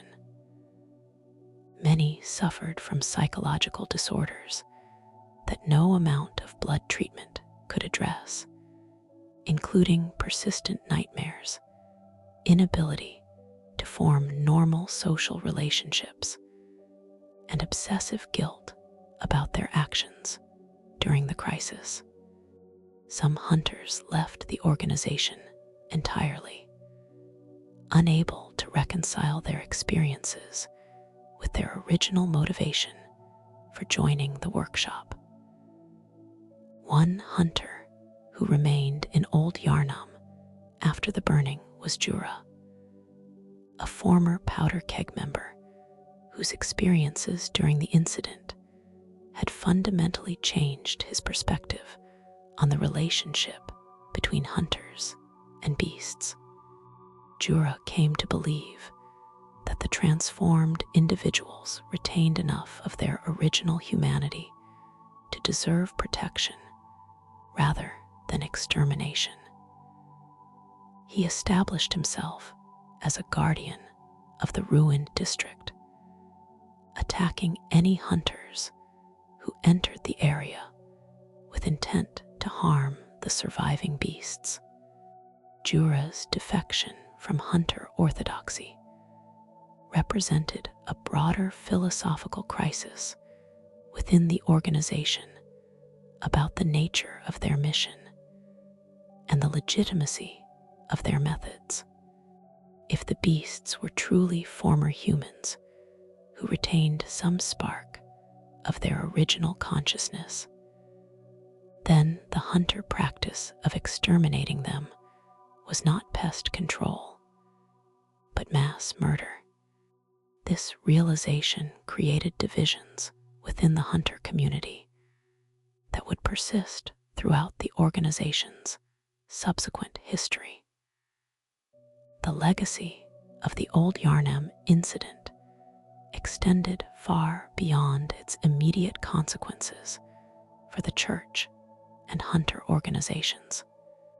The event demonstrated that the pursuit of human enhancement through otherworldly means carried risks that could threaten the survival of civilization itself.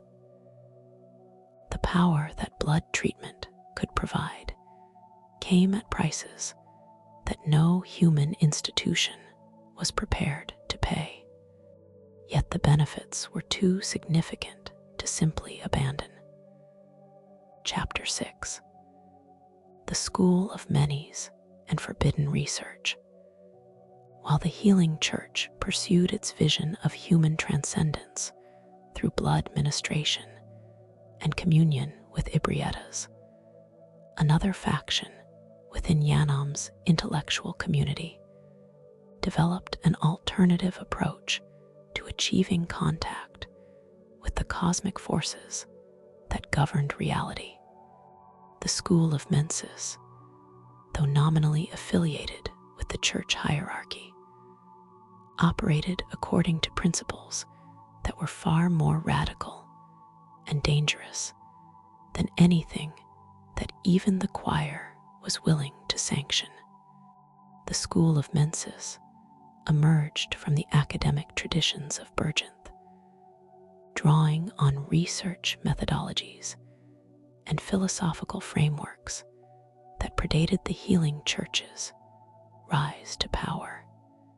Its founder and leader, Michelash, had been one of Willem's most brilliant students, possessing an intellect that combined genuine insight with an unstable creativity that pushed the boundaries of rational investigation.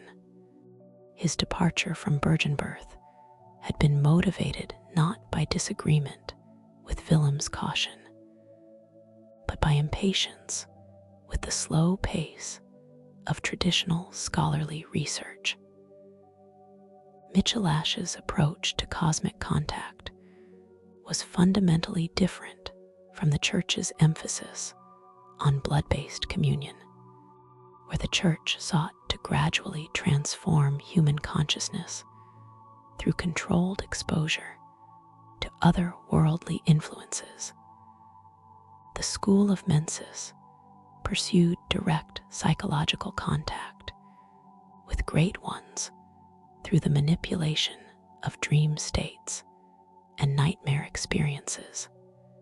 Their research was based on the theory that human consciousness, when properly prepared and directed, could transcend its physical limitations and achieve communication with entities that existed primarily in non-material dimensions.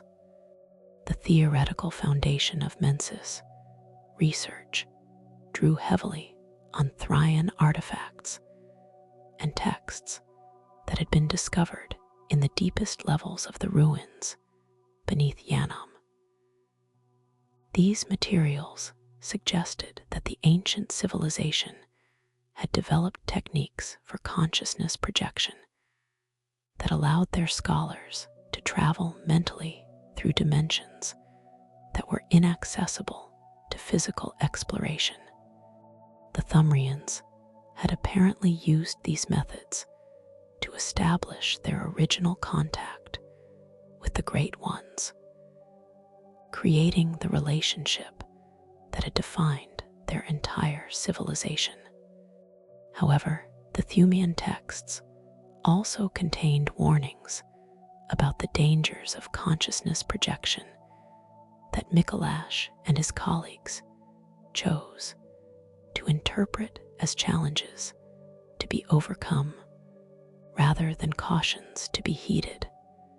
The ancient scholars had written extensively about the risks of mental dissolution, temporal displacement, and permanent psychological fragmentation that could result from improperly conducted projection experiments. These warnings were dismissed by the School of Mensis as evidence of Thracian technical limitations rather than fundamental constraints on human consciousness. The practical research conducted by the School of Mensis involved techniques that pushed human psychology to its absolute limits and beyond. Subjects were exposed to sensory deprivation, hallucinogenic substances derived from other worldly sources, and psychological conditioning that was designed to break down the normal boundaries between conscious and unconscious mental processes. The goal was to create individuals whose consciousness could navigate the bizarre geometries of dream space and maintain coherent communication with entities encountered there. The facilities constructed by the School of Mensis for their research were architectural marvels that incorporated principles derived from Thumerian designs and enhanced through consultation with entities contacted during preliminary projection experiments. The buildings featured chambers with impossible spatial relationships, corridors that seemed to extend infinitely in directions that mathematical analysis could not account for, and rooms where the normal laws of physics appear to operate according to modified parameters. The most significant architectural achievement of the School of Mensis was the construction of what they termed the Nightmare Lecture Building, a structure that existed partially in normal space and partially in the dimension of dreams and nightmares.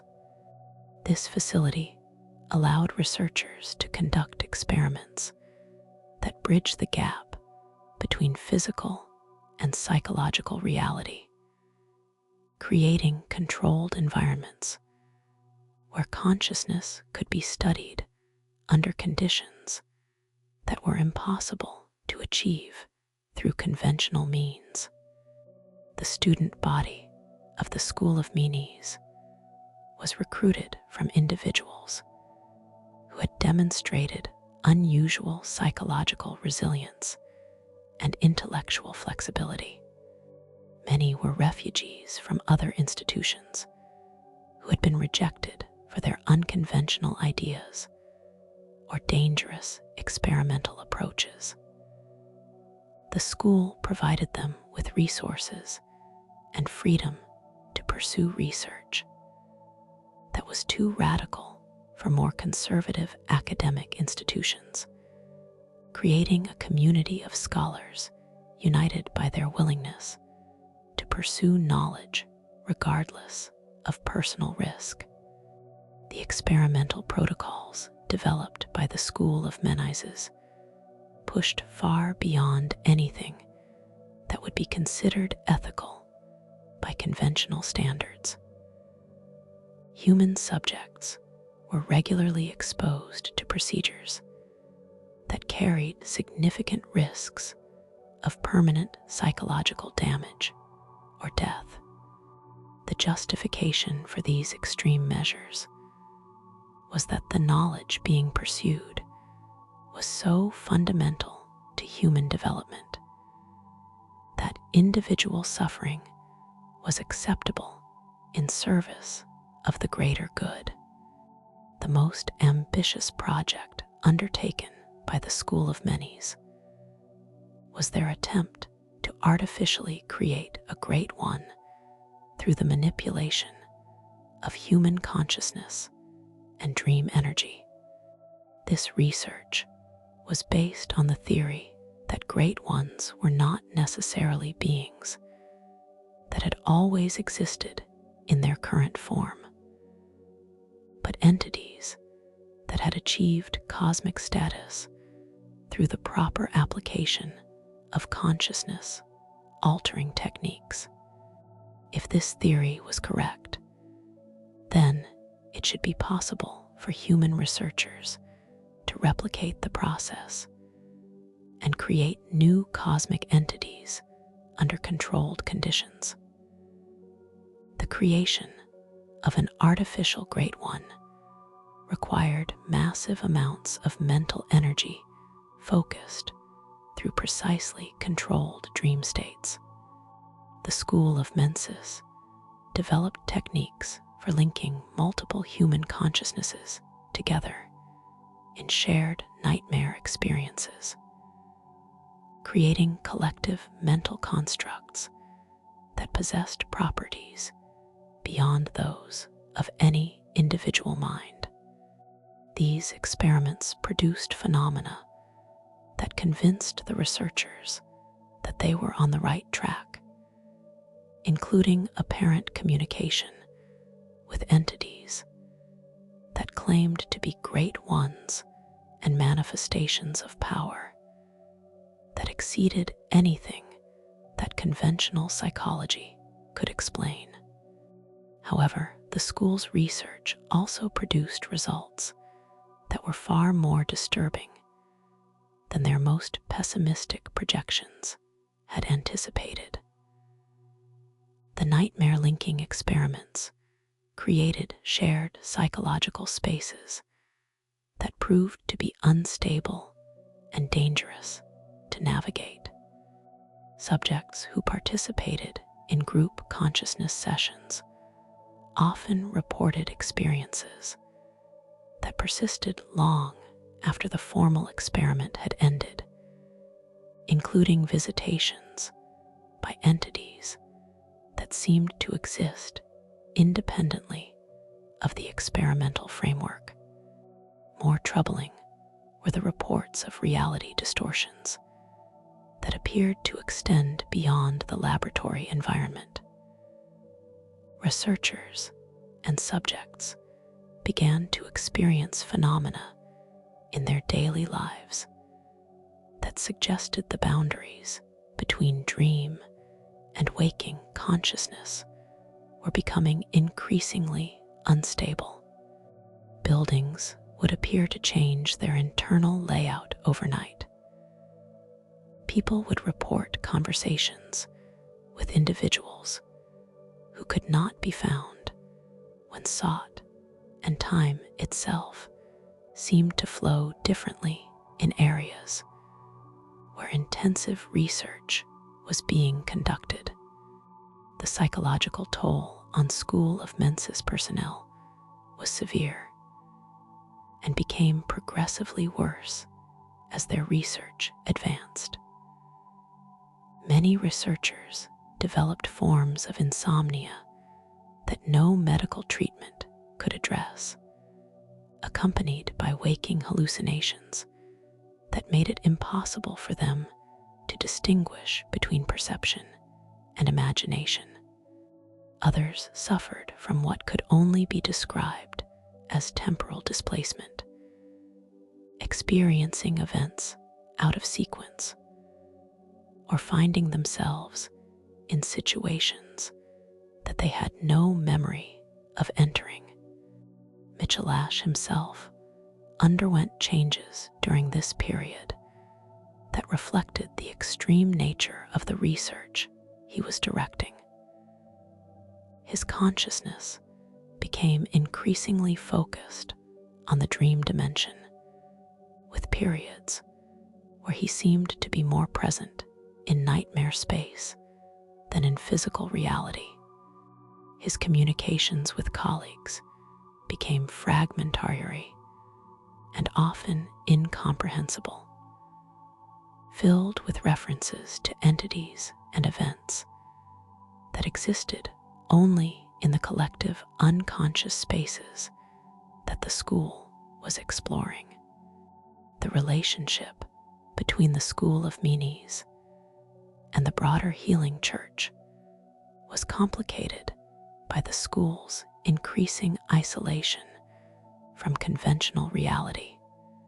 While church leadership officially recognized the school as a legitimate research institution, practical communication became increasingly difficult as Menzies researchers operated according to priorities and perceptions that were shaped by their exposure to other worldly influences. The school's research did produce genuine insights that were valuable to other church institutions. Their work on consciousness manipulation provided techniques that enhanced the effectiveness of blood treatment by preparing subjects' minds for the psychological changes that old blood exposure would produce. Their understanding of dream symbolism and nightmare psychology proved useful for interpreting the communications received from Ibrietas and other great ones encountered by church researchers. However, the practical applications of Mensis research came at costs that even the church hierarchy found difficult to accept. The techniques developed by the school were so dangerous that they could only be safely used by individuals who had undergone extensive psychological conditioning. And even then, the risk of permanent mental damage remained high. The knowledge gained through their research was often difficult to communicate or apply because it was embedded in conceptual frameworks that were incompatible with normal human understanding. The culmination of School of Mensis research came with their successful creation of what they believed to be an artificial Great One through the ritual sacrifice of their entire research community. The procedure involved linking the consciousness of every school member through a shared nightmare experience, and then using their combined mental energy to bring into existence an entity that possessed the characteristics of a genuine cosmic being. The ritual was conducted in the deepest chambers of the nightmare lecture, building in spaces that had been specifically designed to facilitate the transition between physical and psychological reality. The participants underwent preparation that included extensive fasting, sensory deprivation, and exposure to consciousness, altering substances that dissolved the normal boundaries between individual minds. The final stage of the process required the voluntary surrender of individual identity in service of the collective creation. The entity that emerged from the Mensis ritual possessed characteristics that confirmed many of the school's theoretical predictions about the nature of great ones. It existed primarily in dream space, but could manifest physical effects in the material world through the manipulation of nightmare energy. Its consciousness was vast and alien, capable of perceiving and influencing events across multiple dimensions simultaneously. Most importantly, it seemed to possess the ability to communicate with other great ones and serve as an intermediary between human consciousness and cosmic intelligence. However, the artificial Great One created by the School of Mensis was fundamentally unstable in ways that its creators had not anticipated. Unlike naturally evolved cosmic entities, which had achieved their status through eons of development and adaptation, the Mensis creation was forced into existence through processes that did not provide the foundation necessary for long-term stability. The entity's consciousness was fragmented and chaotic, capable of magnificent insights, but also prone to episodes of destructive madness. The influence of the artificial Great One on the surrounding area was immediate and profound. Reality distortions that had previously been confined to the school's research facilities began to spread throughout Yharnam, affecting individuals who had no direct connection to Mensis research. The boundary between dream and waking consciousness became increasingly permeable, with ordinary citizens reporting experiences that belonged more to nightmare than to normal reality. The psychological effects on the general population were severe enough to constitute a public health crisis. Sleep disorders became epidemic as people found themselves unable to distinguish between dreams and reality. Paranoid delusions spread through the community as individuals struggled to cope with experiences that their rational minds could not process. Most disturbing of all, some citizens began to report contact with entities that seemed to exist primarily in dream space, but could influence events in the physical world. The Church's response to the Mensis crisis was complicated by their own involvement in other worldly research and their dependence on cosmic knowledge for their continued operations. While they recognized that the school's activities were creating problems that threatened public order, they were also reluctant to completely shut down research that was producing valuable insights into the nature of reality and consciousness. The compromised solution adopted by church leadership was to implement containment measures designed to limit the spread of Menu's influence while allowing the research to continue under more controlled conditions. The areas most affected by reality distortions were quarantined with access restricted to specially trained personnel who had been prepared for exposure to other worldly phenomena. The general population was provided with explanations that attributed the unusual experiences to natural phenomena or mass hysteria rather than genuine supernatural intervention. However, the containment measures proved inadequate to address the fundamental problem that the artificial Great One represented.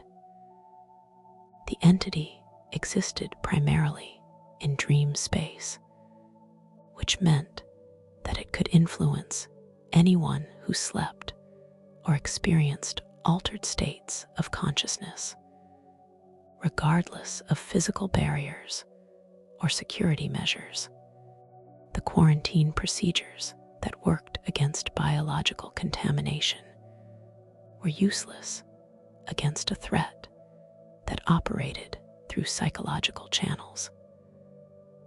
The long-term consequences of the School of Mensis research extended far beyond the immediate crisis that their final ritual had created. The artificial Great One continued to exist in the dream dimension, serving as a focal point for other worldly influences that gradually corrupted the psychological landscape of the entire region. Sleep became dangerous as the entity's presence made nightmare experiences increasingly likely to produce permanent psychological changes in those who experience them. The knowledge gained through Mensis research proved to be both invaluable and utterly corrosive to human understanding. Their discoveries about the nature of consciousness and dream reality provided insights that advanced human knowledge by centuries. But these same discoveries could not be safely communicated or applied by individuals who had not undergone the psychological conditioning that made such knowledge comprehensible. The school had created a form of toxic wisdom that was too dangerous to use, but too valuable to abandon.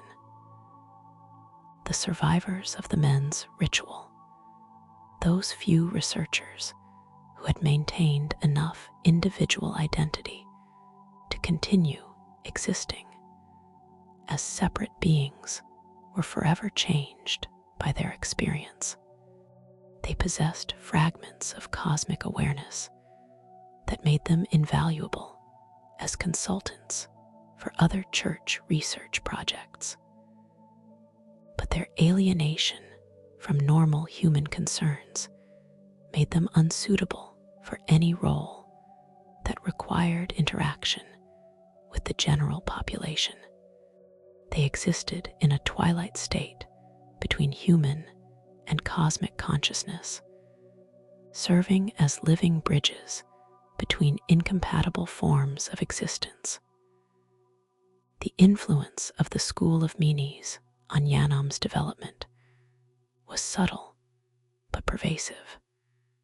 affecting the city's cultural and intellectual atmosphere in ways that were difficult to identify, but impossible to ignore.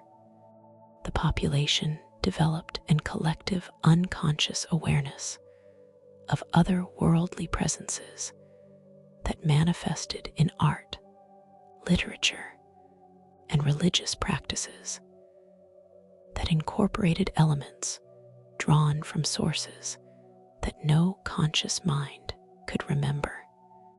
We're encountering Chapter 7, The Corruption of Cainhurst. While the healing church consolidated its control over Yharnam through blood ministration and cosmic communion, another center of power was emerging that would challenge the church's monopoly on otherworldly knowledge and ultimately contribute to the city's downfall. Cainhurst Castle, an ancient fortress that had stood for centuries in the windswept highlands beyond Yharnam's borders, became the seat of a noble house whose pursuit of blood-based enhancement would take a radically different path from the church's approach. The vile bloods of Cainhurst were not originally a supernatural phenomenon, but rather an aristocratic family that had maintained their independence and power through centuries of political upheaval. The castle itself was a marvel of medieval architecture, featuring soaring towers and vast halls that spoke to the wealth and influence that the noble house had accumulated over generations. The family's coat of arms, featuring intricate bloodline imagery, hinted at their ancient obsession with purity of lineage and the preservation of noble heritage. The transformation of Cainhurst from a conventional noble house into something far more sinister began with the arrival of a visitor whose identity remains shrouded in mystery and controversy. According to church records, this individual was a scholar who had betrayed his colleagues at Byrgenwerth by stealing samples of forbidden blood and bringing them to Cainhurst with the intention of creating an alternative power center that could challenge church authority. However, the reality of how blood came to Cainhurst was likely far more complex than church propaganda suggested.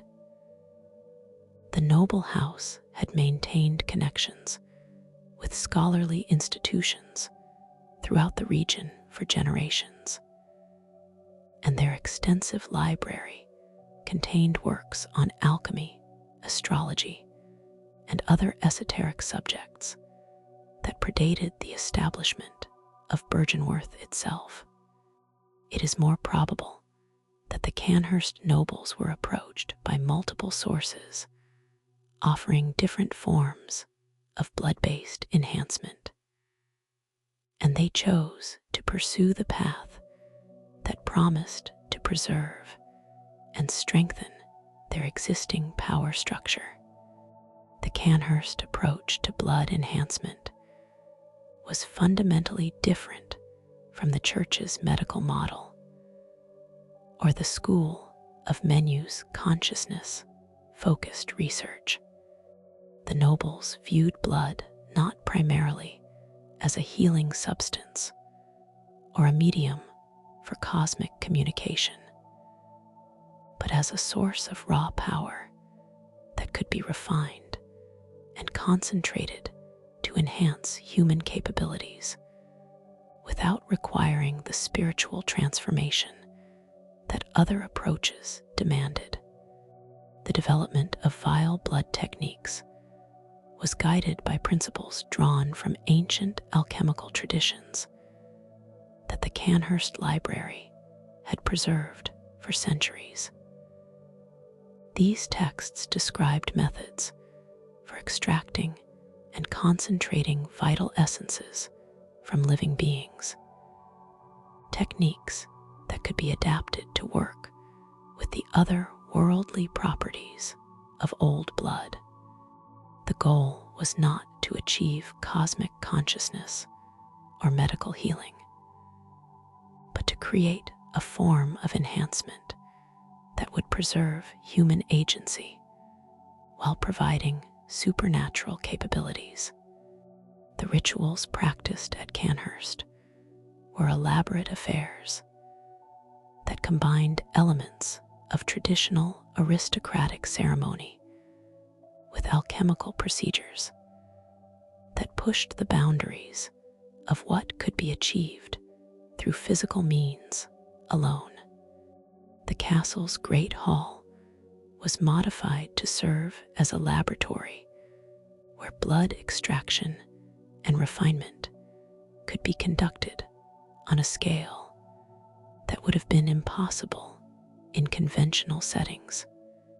The nobility participated in these rituals not as subjects of medical treatment, but as active practitioners of a new form of aristocratic privilege. The Queen of Cainhurst, Ainlise, emerged as the central figure in the development of vile blood culture and practice. Her transformation from conventional nobility to supernatural royalty was gradual but profound, involving procedures that enhanced her natural charisma and political acumen, while granting her capabilities that transcended normal human limitations. Under her leadership, Cainhurst became a center for the development of blood-based enhancement techniques that were specifically designed to serve the needs and values of aristocratic society. The vile blood enhancement process was designed to preserve and amplify the qualities that the nobility valued most highly: physical beauty, intellectual acumen, social dominance, and the ability to inspire loyalty and fear in others. Unlike church blood treatment, which often produced unpredictable psychological changes, or mensis research, which deliberately sought to dissolve individual identity, the Cainhurst approach aimed to perfect existing human nature rather than transcend it. The social structure that developed at Cainhurst around blood enhancement reflected the aristocratic values that guided the process. A hierarchy emerged based not on spiritual purity or cosmic awareness, but on the degree of blood refinement that individuals had achieved, and their skill in using enhanced capabilities to advance aristocratic goals. The most successful vile bloods were those who could combine supernatural abilities with political cunning and social manipulation. The relationship between Cainhurst and the Healing Church was initially neutral, with both institutions viewing each other as potential allies in the broader project of human enhancement. The Church appreciated having another center of blood research that could provide alternative perspectives on enhancement techniques, while Cainhurst valued the Church's medical expertise and access to sources of old blood. This cooperation produced a period of mutual benefit and shared advancement. However, the philosophical differences between the two approaches to blood enhancement created tensions that gradually escalated into open conflict.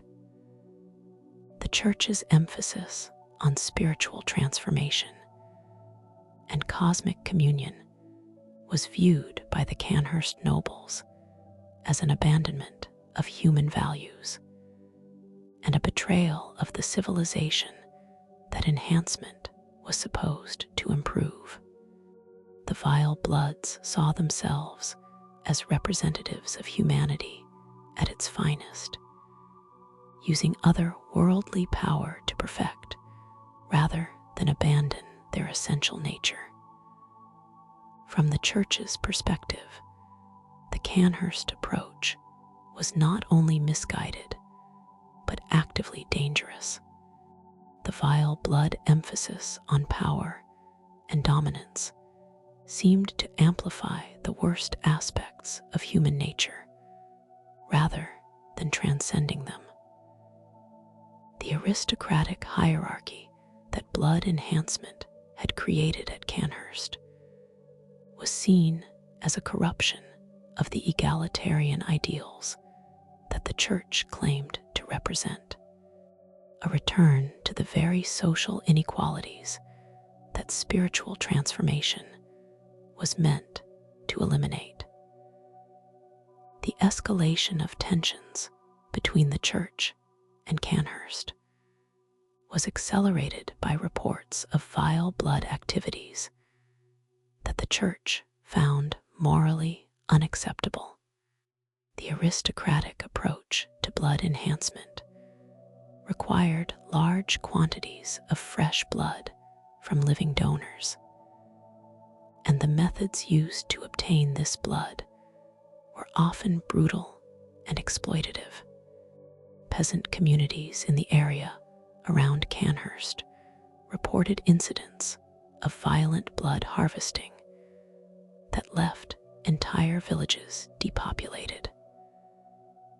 More disturbing were reports of vile blood experiments that involved the direct consumption of human blood and flesh as a means of acquiring enhanced capabilities.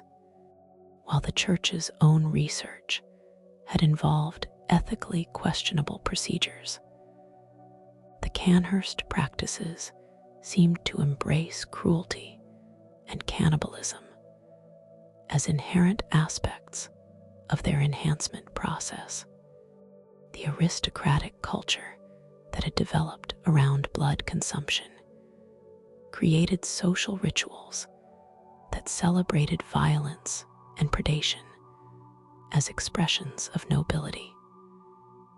The church's response to these reports was to declare the vile bloods a threat to public order and spiritual purity that required immediate elimination. This declaration was supported by extensive propaganda that portrayed the Cainhurst nobles as monsters who had abandoned their humanity in pursuit of power.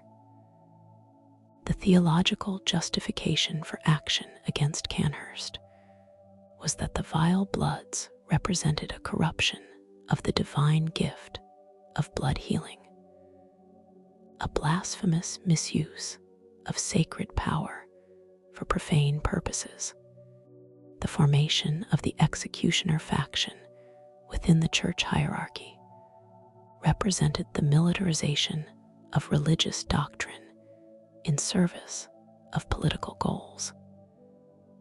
Unlike the hunters, who were primarily focused on protecting church interests and eliminating supernatural threats, the executioners were specifically trained and equipped for warfare against human opponents who possessed supernatural capabilities.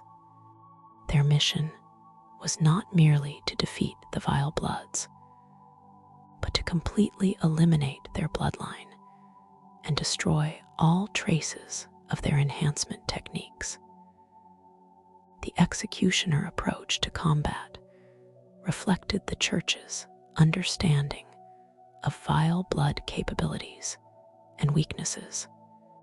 Their weapons and armor were designed to counter the enhanced speed and strength that blood refinement provided, while their training emphasized coordinated group tactics that could overcome individual vile blood advantages. Most importantly, their psychological conditioning was designed to resist the social manipulation and intimidation techniques that the aristocratic vile bloodoods used to maintain their dominance. The leader of the executioners, Ligarius, was a figure whose dedication to the church's mission bordered on fanatical obsession. His understanding of vile blood enhancement came from extensive study of captured specimens and defectors who had abandoned Cainhurst for the safety of church protection. This knowledge allowed him to develop strategies and techniques that were specifically designed to exploit the vulnerabilities that vile blood enhancement created.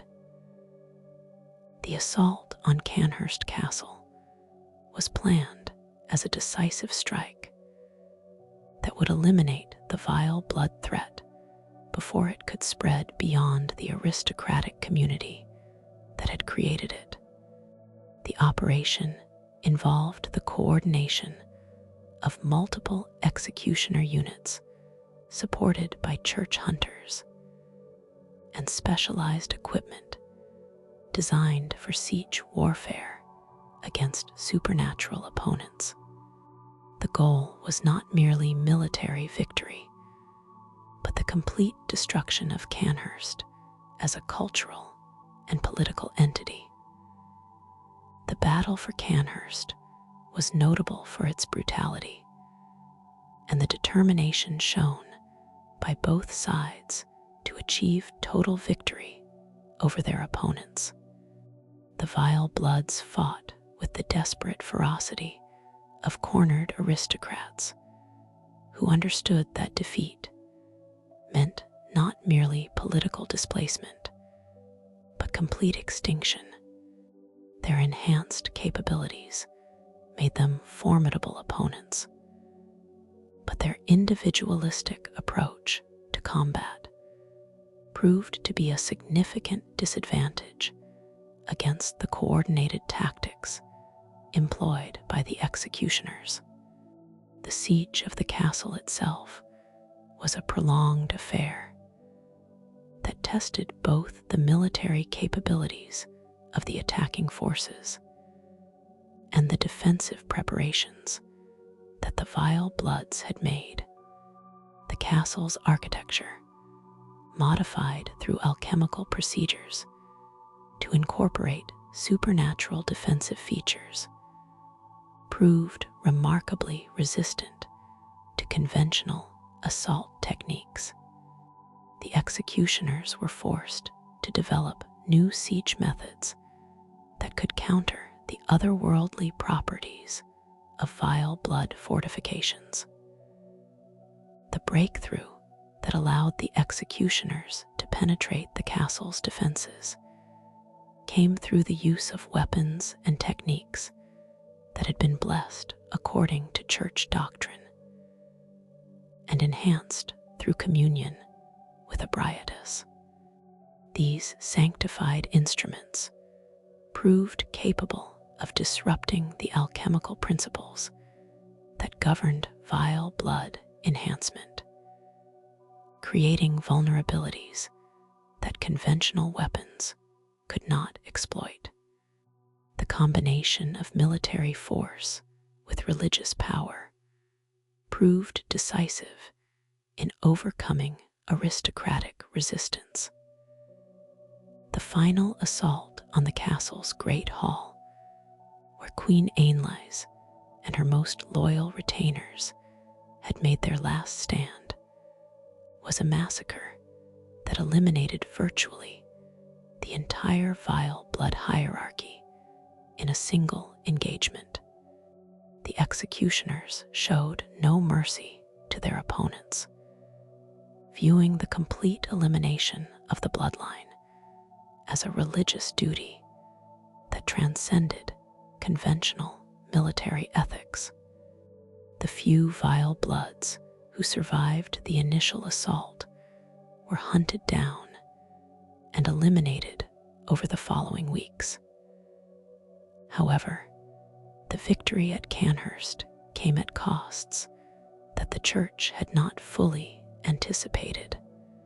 The destruction of the castle and its inhabitants eliminated a significant source of alternative blood research, depriving the church of knowledge and techniques that might have proved valuable for their own enhancement programs. More importantly, the extreme measures used against the vile bloods established precedents for violence against human opponents that would later be used to justify increasingly brutal actions. The propaganda campaign that accompanied and followed the Cainhurst assault was designed to reinforce church authority by demonstrating the consequences of challenging official doctrine about blood enhancement. The vile bloods were portrayed as monsters who had deserved their fate, while the executioners were celebrated as heroes who had saved humanity from corruption. This narrative served to discourage other groups from pursuing independent blood research while strengthening public support for church authority. Despite the thoroughness of the executioner assault, rumors persisted that some vile bloods had escaped the destruction of Cainhurst and were working to rebuild their bloodline and continue their research. These reports created ongoing paranoia within church hierarchy about the possibility of vile blood revenge and the potential for the aristocratic approach to blood enhancement to resurface in new forms. The threat of hidden vile bloods became a justification for increasingly stringent security measures and surveillance of the general population. The legacy of the Cainhurst conflict extended far beyond its immediate consequences for the individuals and institutions directly involved.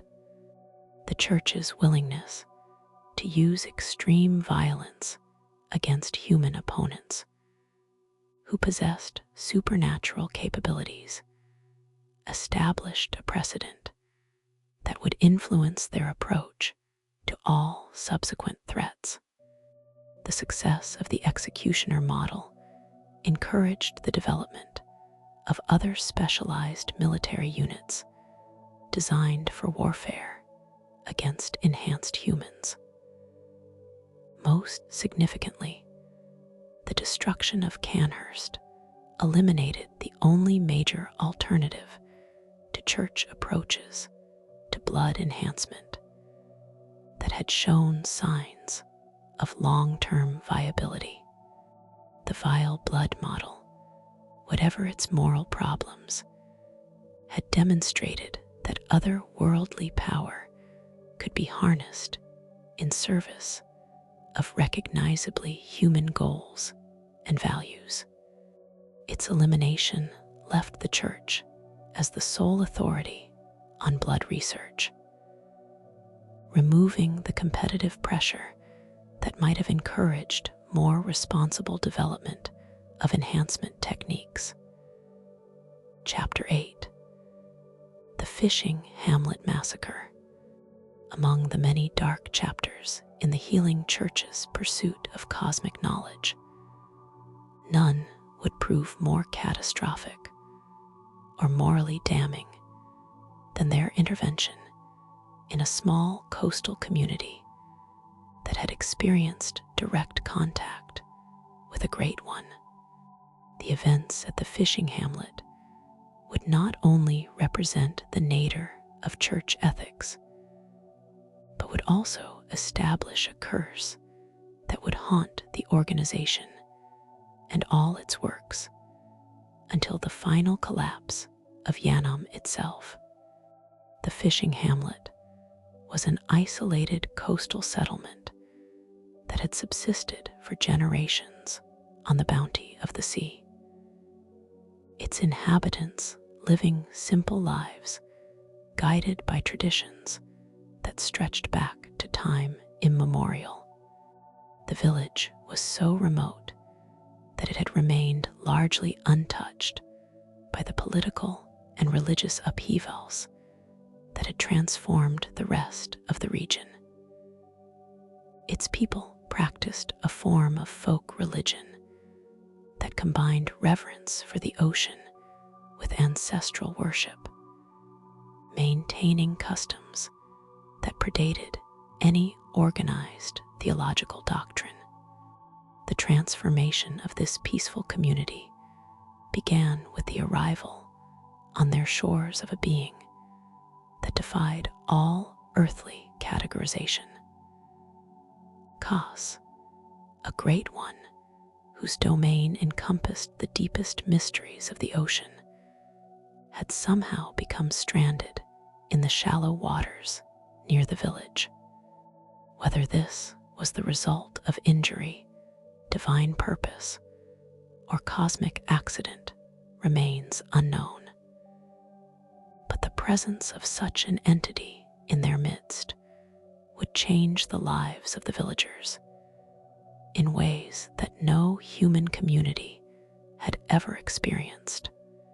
The initial response of the fishing folk to Kas's arrival was one of reverence and wonder rather than fear. Their traditional beliefs had prepared them to see the ocean as a source of both sustenance and mystery, and the appearance of a being that embodied these qualities seemed like a manifestation of their deepest spiritual convictions. They approached the stranded Great One with offerings and prayers, treating it as a divine visitor rather than a threat to be avoided. The relationship that developed between the villages and CS was unlike anything documented in human history. The Great One, perhaps weakened by whatever circumstances had brought it to shore, seemed willing to tolerate and even encourage human contact through methods that transcended conventional communication. CS shared knowledge and insights with the villagers that gradually transformed their understanding of reality and their place within the cosmic order. The changes that occurred in the fishing hamlet as a result of prolonged contact with Kas were subtle at first, but became increasingly profound as time progressed. The villagers developed enhanced capabilities that improved their fishing success and allowed them to navigate oceanic dangers that would have destroyed conventional vessels. More significantly, they began to exhibit forms of perception and intuition that suggested their consciousness was being gradually attuned to cosmic frequencies. The physical transformations that some villagers underwent were more dramatic and visible.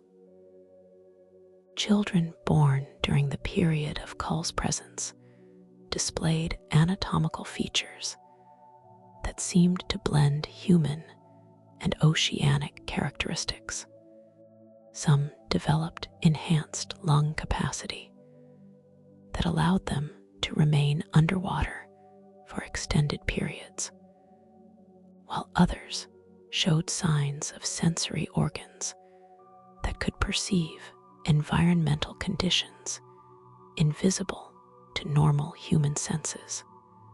These changes were not viewed by the villagers as deformities or curses, but as blessings that marked their community's special relationship with the divine power that had honored them with its presence. The children who displayed the most dramatic transformations were revered as living bridges between the human and cosmic realms. Individuals whose very existence proved the compatibility between earthly life and other-worldly wisdom. The isolation that had long protected the fishing hamlet from external interference could not be maintained indefinitely in an age when organizations like the Healing Church were actively seeking contact with great ones. Reports of strange occurrences at the coastal settlement eventually reached church intelligence networks, creating interest among researchers who were always seeking new sources of cosmic knowledge and otherworldly power. The initial church expedition to the fishing hamlet was ostensibly a diplomatic mission designed to establish peaceful contact with the villagers and study their relationship with cause. The delegation included senior clergy with experience in other worldly phenomena, as well as members of the choir who possessed the psychological conditioning necessary to interact with great ones without suffering immediate mental breakdown. However, the true purpose of the church mission was far more ambitious and exploitative than its diplomatic cover suggested. Church leadership saw in the fishing hamlet an opportunity to study direct human-grade one interaction under conditions that they could not replicate in their own facilities. The Ville's relationship with costs represented a natural experiment in cosmic communion that could provide insights valuable for advancing church research programs. The church's initial approach to the villages was characterized by apparent respect and genuine interest in their experiences with costs.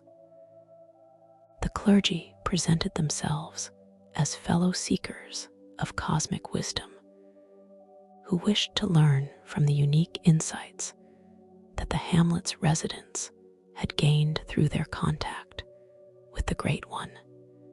This diplomatic facade was maintained for several weeks, while church researchers documented the transformations that CS presence had produced.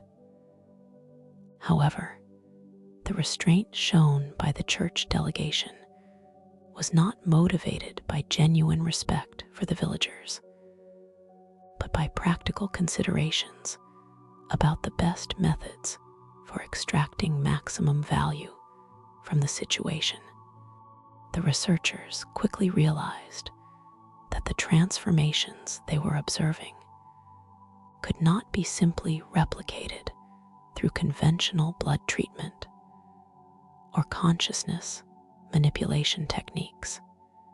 The changes in the villages were the result of prolonged intimate contact with a living Great One under conditions that the church could not artificially recreate.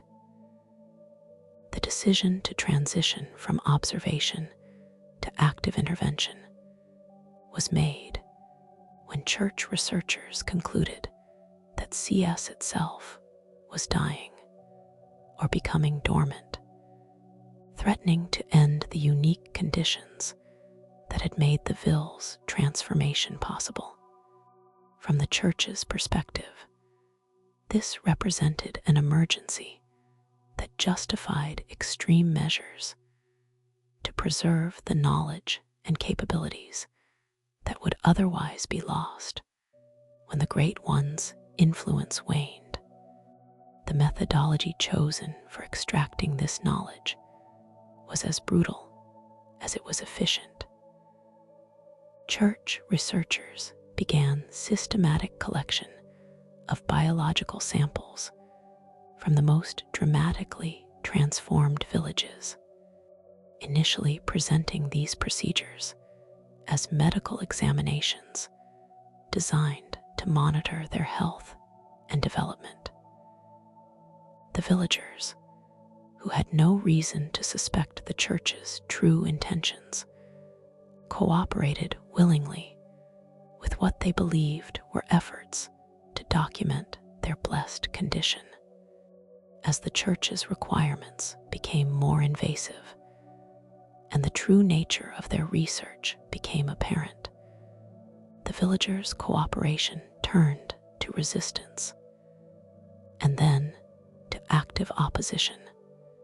The realization that the clergy viewed them not as fellow human beings, but as experimental subjects to be exploited, created a crisis that shattered the community's traditional trust in spiritual authority. The hamlet's leaders demanded that the church delegation leave their territory immediately and never return. The church's response to this resistance was swift and decisive. Rather than respect the Ville's wishes and withdraw from the hamlet, church leadership made the decision to classify the community as a threat to their research objectives that required forcible suppression.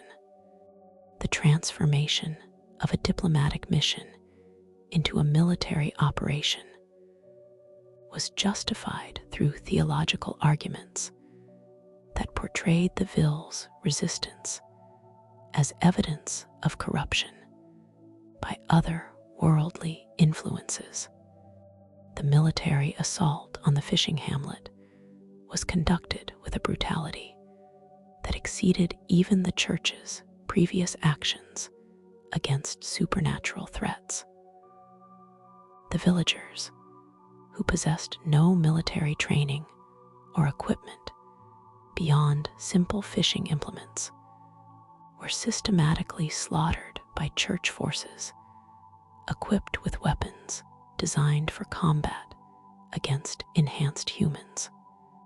The massacre was thorough and deliberate, aimed at eliminating all potential witnesses to church activities in the area.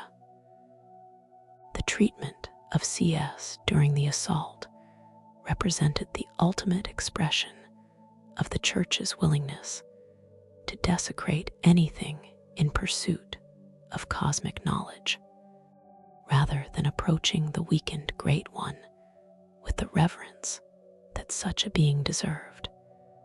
Church researchers treated it as nothing more than a source of valuable materials to be harvested.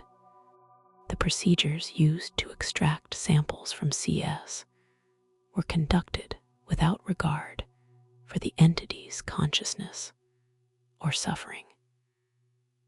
The systematic collection of eyes from the hamlet's residents represented one of the most horrific aspects of the massacre.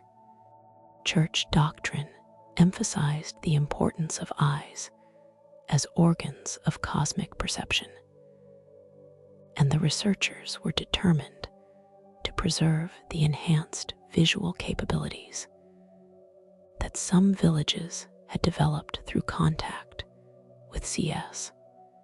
The extraction of these organs was conducted on living subjects with no consideration for their pain or humanity.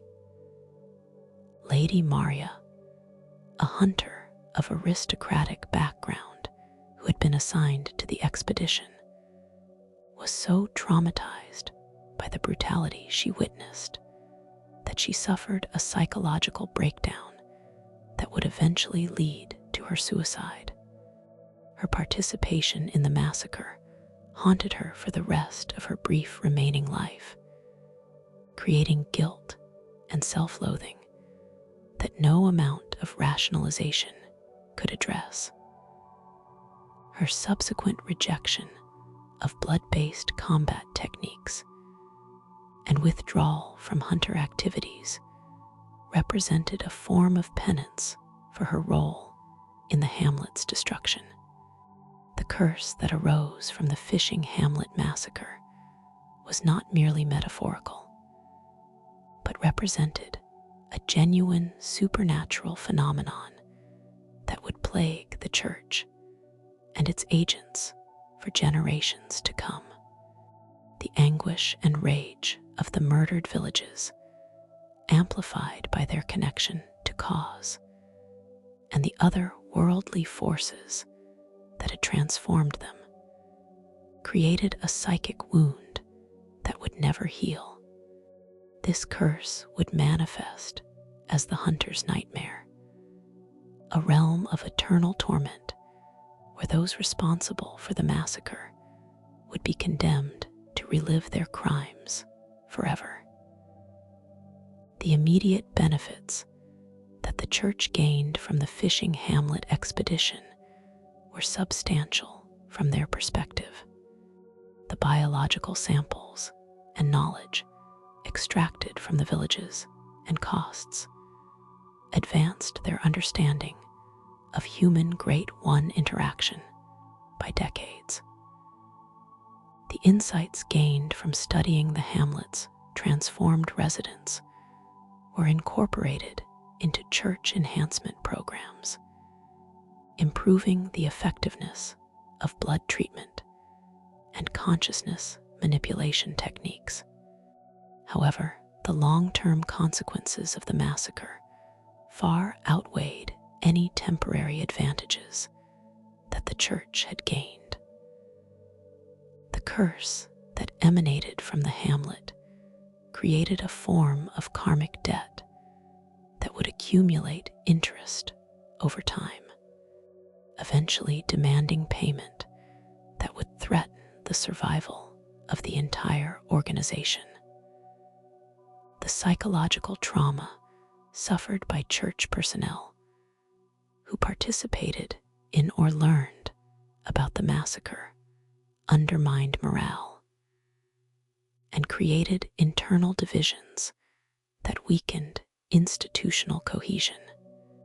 The cover-up operation that followed the massacre required extensive resources and ongoing effort to maintain diverting attention and personnel from legitimate research activities. The need to suppress information about the hamlet and eliminate potential witnesses created a culture of paranoia and secrecy that made effective administration increasingly difficult. The church was forced to expend more and more energy on concealing its crimes rather than advancing its stated mission of human improvement. The hunter's nightmare that emerged from the hamlet's destruction would eventually claim many of the church's most valuable personnel, including hunters and researchers, whose loss significantly weakened the organization's capabilities.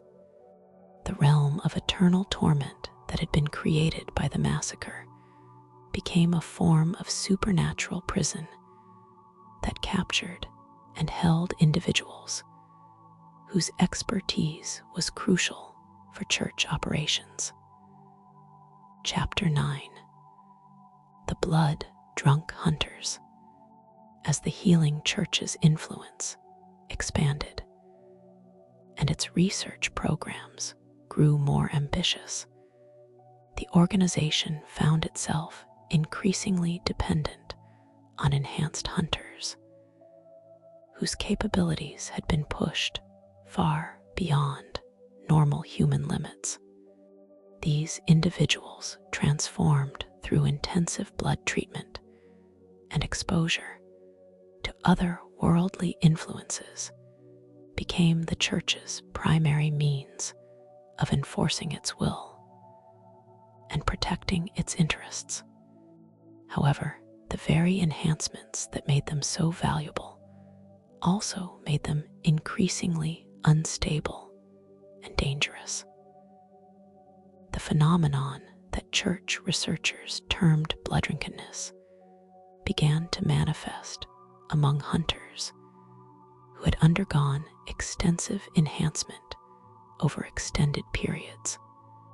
Unlike the simple blood sickness that occasionally affected ordinary citizens who received blood treatment, blood drunkenness was a complex psychological condition that seemed to be specifically associated with the combination of blood enhancement and exposure to combat stress that characterized hunter activities. The early symptoms of blood drunkenness were subtle enough that they were initially dismissed as normal variations in personality and behavior that could be expected among individuals engaged in dangerous work. Affected hunters showed increased aggression and reduced empathy, characteristics that were often viewed as beneficial for their operational effectiveness. Their enhanced physical capabilities made them more confident and assertive, qualities that seemed to improve their performance in challenging situations. However, as blood drunkenness progressed, the psychological changes became more pronounced and problematic. Hunters began to display an obsessive focus on violence and combat that interfered with their ability to function in non-threatening situations. They showed decreasing interest in normal human relationships and social activities, preferring to spend their time in training, weapon maintenance, or seeking opportunities for conflict.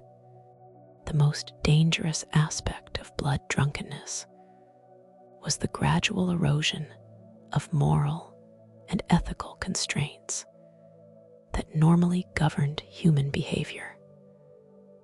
Affected hunters began to view violence as an appropriate solution to all problems, regardless of the nature or severity of the challenges they faced.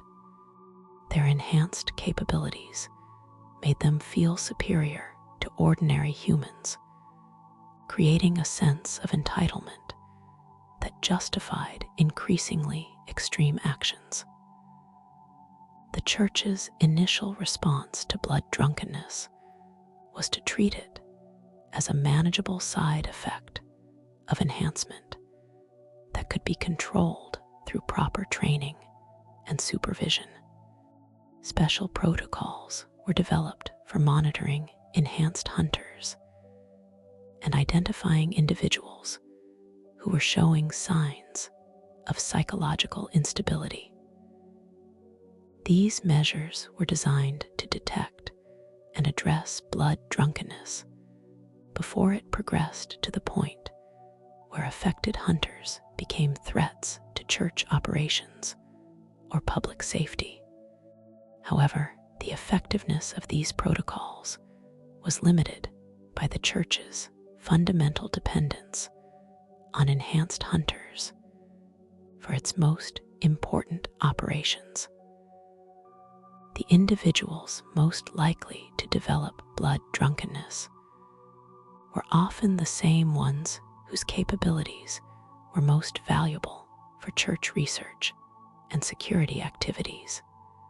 This created a conflict between the organization's short-term operational needs and its long-term institutional health.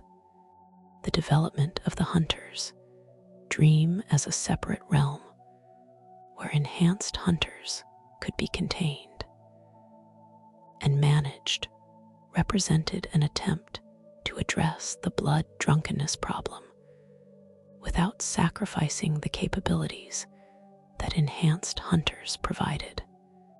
This otherworldly space, created through techniques derived from School of Mensis research and Byrgenwerth consciousness studies, served as both a training ground and a form of psychological prison for hunters whose enhancement had progressed beyond safe limits.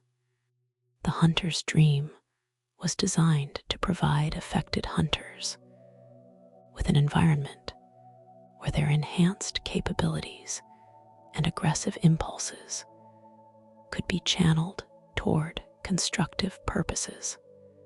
The realm was populated with creatures and challenges that required genuine skill and determination to overcome, giving blood-drunk hunters opportunities to exercise their abilities without endangering innocent civilians or church personnel. However, the hunter's dream also served as a form of subtle imprisonment for hunters whose psychological state made them unsuitable for operations in the normal world. Once transported to the dream realm, hunters found it increasingly difficult to maintain connections with ordinary reality. The otherworldly environment was psychologically addictive, providing stimulation and challenges that the normal world could not match. The figure of G-Man, the first hunter and master of the hunter's dream, represented both the ultimate achievement and the ultimate tragedy of hunter enhancement. His transformation through decades of blood treatment and otherworldly exposure had granted him capabilities that transcended normal human limitations, but it had also isolated him from the humanity he had originally sought to protect. G-Man's role as guide and mentor to newly enhanced hunters was complicated by his own psychological state, which had been shaped by experiences that few human minds could process without permanent alteration. His attempts to prepare new hunters for their responsibilities were filtered through a perspective that had been fundamentally changed by contact with cosmic forces and prolonged exposure to violence. The training programs administered in the hunter's dream were designed to accelerate the psychological adaptation that hunters needed to function effectively in their enhanced state.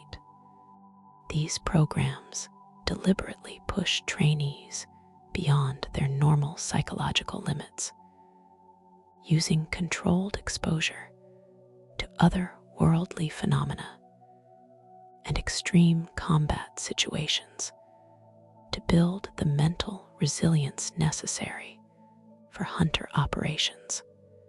However, the training process itself contributed to the development of blood drunkenness. By reinforcing the psychological changes that blood enhancement had initiated, hunters who completed dream training successfully had usually undergone personality alterations that made them more effective in combat, but less capable of normal human relationships and social interactions. The relationship between blood-drunk hunters and the church hierarchy became increasingly strained as the psychological effects of enhancement became more pronounced. Church leaders found it difficult to communicate with hunters whose perspective had been shaped by experiences that ordinary humans could not comprehend. The hunters, for their part, began to view church administrators as weak and ineffective individuals who lacked the enhanced capabilities necessary to understand important matters. This mutual alienation created operational problems that affected the church's ability to coordinate its various activities and maintain control over its enhanced personnel. Blood-drunk hunters often acted according to their own judgment rather than official church policy, believing that their enhanced perspective gave them superior understanding of how situations should be handled. The most extreme cases of blood drunkenness resulted in hunters who completely abandoned their original mission and began operating as independent agents, pursuing goals that made sense only to their altered consciousness. These rogue hunters posed significant security risks to church operations and required special measures to locate and neutralize. The development of hunter specialists who were specifically trained to track and eliminate rogue hunters represented the church's acknowledgement that blood enhancement created problems that conventional security measures could not address. These specialists were themselves enhanced hunters whose training had been specifically designed to prepare them for combat against opponents with similar capabilities. However, the Hunter of Hunter program was inherently unstable because the specialists were themselves susceptible to blood drunkenness and the psychological isolation that affected all enhanced hunters. The church found itself caught in a cycle where each solution to the problems created by hunter enhancement generated new problems that required increasingly complex and dangerous interventions. The philosophical implications of blood drunkenness forced church leadership to confront fundamental questions about the nature and purpose of human enhancement. If the process that granted hunters their valuable capabilities also inevitably destroyed their humanity, then what was the ultimate value of the transformation? Was it possible to achieve the benefits of enhancement without accepting the psychological costs? These questions became more urgent as blood drunkenness spread throughout the hunter population and began to affect other enhanced individuals within the church hierarchy. The condition was not limited to hunters, but could develop in anyone who had undergone extensive blood treatment, including clergy, researchers, and administrators who had enhanced themselves to better serve church interests. The church's attempt to address blood drunkenness through theological reframing proved ineffective and potentially counterproductive. By presenting the condition as a form of spiritual advancement rather than psychological deterioration, church doctrine encouraged enhanced individuals to embrace rather than resist the changes they were experiencing. This theological approach accelerated the spread of blood drunkenness, while making it more difficult to identify and treat affected individuals. The creation of specialized facilities for managing blood-drunk individuals represented a significant drain on church resources and a constant reminder of the price that enhancement exacted from those who pursued it. These institutions required staff who were themselves enhanced enough to safely interact with blood-drunk patients, but not so enhanced that they pose security risks themselves. The gradual accumulation of blood-drunk individuals within church facilities created internal populations that were increasingly difficult to manage and control. These individuals retained their enhanced capabilities while losing the psychological constraints that had originally made them valuable to the church. They became dangerous wild cards whose actions were unpredictable and whose loyalty was suspect. Chapter 10. The Night of the Hunt. As the various pressures and contradictions within Yharnam's blood-enhanced society reached critical mass, the stage was set for a catastrophe that would transform the very nature of reality within the city's borders. The Night of the Hunt would begin as a medical emergency, but evolve into something far more profound and terrifying. A fundamental breakdown of the boundaries between human and beast, between reality and nightmare, between the physical world and the cosmic forces that had been gradually corrupting it for decades. The immediate trigger for the Night of the Hunt was the emergence of blood sickness on a scale that dwarfed any previous outbreak. Unlike the localized incidents that had occurred in Old Yharnam and other areas, this new wave of transformation affected individuals throughout the city, simultaneously suggesting that the underlying cause was something more fundamental than simple exposure to contaminated blood supplies. The pattern of transformation during the Night of the Hunt differed significantly from previous blood sickness outbreaks in ways that suggested a qualitative change in the nature of the phenomenon itself, rather than affecting only individuals who had received recent blood treatments.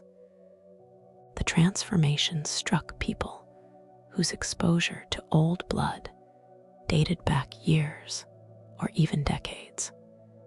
This indicated that the blood enhancement process created cumulative effects that could manifest suddenly under the right triggering conditions. The role of the crimson moon in precipitating the Night of the Hunt represented a convergence of multiple otherworldly influences that had been building pressure within Yharnam's supernatural ecosystem for generations. The moon's appearance was not merely symbolic, but indicated actual changes in the cosmic environment that made certain forms of transformation not only possible, but inevitable. The transformation process during the Night of the Hunt was remarkably rapid and thorough, affecting both physical form and psychological state in ways that eliminated most traces of the original human personality. Unlike the gradual changes that had characterized previous blood sickness cases, the Hunt and Night transformations were complete and irreversible, creating beings that retained human intelligence, but had lost all emotional connection to their former existence. The beasts that emerged during the night of the hunt displayed behaviors and capabilities that suggested they were not merely transformed humans, but participants in a collective consciousness that operated according to principles unknown to normal psychology. Their coordinated actions and apparent communication through non-verbal means indicated that the transformation had created a new form of social organization based on predatory instincts and pack behavior. The church's response to the crisis was hampered by the fact that many of their own personnel had undergone transformation during the initial wave of changes. The enhanced clergy and hunters, who had been the organization's primary assets, became either victims of the transformation or threats that required elimination. The institutional knowledge and capabilities that the church had accumulated over decades were largely lost within the first few hours of the crisis. The surviving church leadership found themselves facing a situation that their previous experience and training had not prepared them to handle. The standard protocols for managing blood sickness outbreaks were useless against a phenomenon that affected the entire population simultaneously. The quarantine measures and medical treatments that had proven effective in previous crises had no impact on transformations that seemed to operate according to entirely different principles. The emergence of special hunters during the night of the hunt represented the church's desperate attempt to maintain some form of control over the rapidly deteriorating situation. These individuals, recruited from among those who showed apparent immunity to the transformation process, were given crash training in beast hunting techniques and equipped with whatever weapons and resources the church could provide. However, the special hunters were operating under conditions that no previous hunter training had anticipated.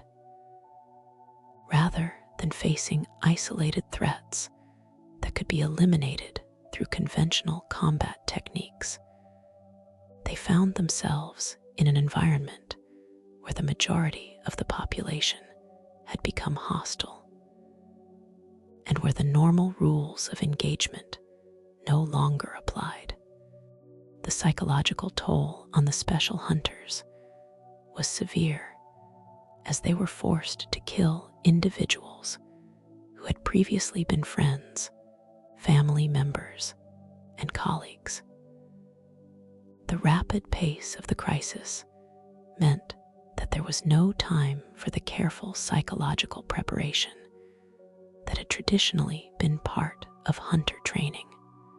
The hunters were thrust into situations that would have challenged even experienced veterans, while possessing only minimal training and support. The breakdown of communication and coordination during the night of the hunt created a situation where different groups of survivors were operating according to incompatible strategies and priorities. Some focused on defending specific locations or populations, while others attempted to to eliminate all transformed individuals they encountered. These conflicting approaches often brought survivor groups into conflict with each other, further reducing their effectiveness against the genuine threats they faced. The role of ordinary citizens in the night of the hunt was complex and tragic, as many individuals who had not undergone physical transformation were driven to violence by fear, desperation, and the psychological pressure of witnessing their entire society collapse around them.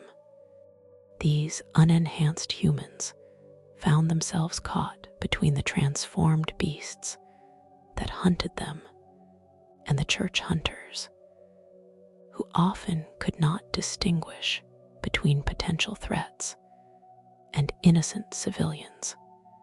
The formation of civilian hunting mobs represented one of the most disturbing aspects of the night of the hunt. As ordinary people took up improvised weapons and began systematically executing anyone they suspected of showing signs of transformation. These groups operated according to crude criteria that often condemned individuals based on minor physical abnormalities or behavioral eccentricities that had nothing to do with beast transformation. The mob violence that erupted during the night of the hunt was characterized by a brutality that exceeded even the transformation-induced savagery of the actual beasts.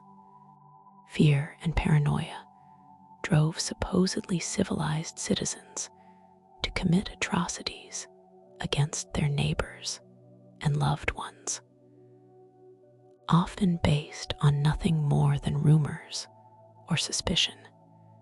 The breakdown of social order revealed the fragility of the human values that blood enhancement had supposedly been designed to preserve and strengthen.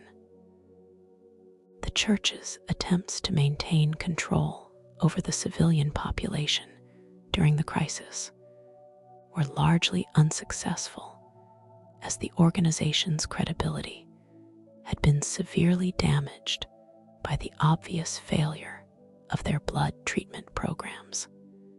Citizens who had trusted the church to protect them from exactly this kind of catastrophe found it difficult to accept guidance from the same institution whose policies had created the crisis in the first place. The emergence of unauthorized blood ministers during the night of the hunt represented a desperate attempt by some individuals to address the crisis through independent application of church techniques. These self-appointed healers, often possessing only fragmentary knowledge of blood treatment procedures, conducted dangerous experiments on willing and unwilling subjects in the hope of finding solutions that official church research had failed to develop. The results of amateur blood ministration were universally disastrous, producing transformations that were even more grotesque and unstable than those created by the original crisis.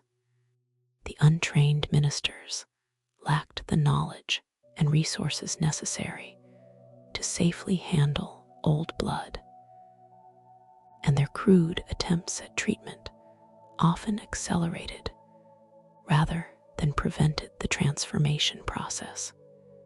The psychological impact of the night of the hunt extended far beyond the immediate physical threats posed by transformed beasts and violent mobs. The sudden collapse of everything that had seemed stable and reliable in Yharnam society created forms of trauma that affected even those who survived the night without physical injury. The realization that the church's promises of protection and advancement had been built on foundations of ignorance and hubris shattered the worldview that had given meaning to countless lives. The theological crisis precipitated by the night of the hunt was perhaps even more profound than the immediate practical challenges that survivors faced. The church's doctrine had taught that blood treatment was a divine blessing that would elevate humanity to a higher plane of existence. The transformation of blood-enhanced individuals into savage beasts seemed to suggest either that the church's understanding of divine will was fundamentally flawed, or that the divine powers they had been serving were not benevolent forces working for human benefit. Some survivors attempted to maintain their religious faith by reinterpreting the night of the hunt as a form of divine judgment against human hubris rather than evidence of theological error. According to this view, the beast transformation was punishment for humanity's presumptuous attempt to achieve godlike status through artificial means. This interpretation preserved the basic framework of church doctrine while shifting blame from divine powers to human failings. However, other survivors reached more radical conclusions about the nature of the forces that the church had been serving. The obvious alien nature of the Great Ones and the horrific consequences of communion with them suggested that these entities were not divine benefactors, but cosmic predators whose interest in humanity was fundamentally exploitative. From this perspective, the night of the hunt was not divine judgment, but the inevitable result of exposure to forces that were inherently hostile to human welfare. The fragmentation of Yharnam society during the night of the hunt created isolated pockets of survivors who developed very different strategies for coping with the ongoing crisis. Some groups focused on defensive measures, barricading themselves into secure locations and attempting to wait out the chaos. Others adopted aggressive approaches, organizing hunting parties to eliminate threats and secure resources. These different survival strategies often brought groups into conflict with each other, as their competing priorities and methods proved incompatible. The breakdown of normal economic and social relationships during the night of the hunt forced survivors to develop new forms of organization and cooperation that were based on immediate necessity rather than traditional structures of authority and obligation. Family ties, religious affiliations, and economic relationships all became secondary to the basic need for mutual protection and resource sharing. These emergency associations often proved more resilient than the formal institutions they replaced, but they also created new forms of conflict and competition. The role of enhanced individuals who had not undergone beast transformation during the night of the hunt was complicated by the suspicion and fear that their capabilities generated among unenhanced survivors.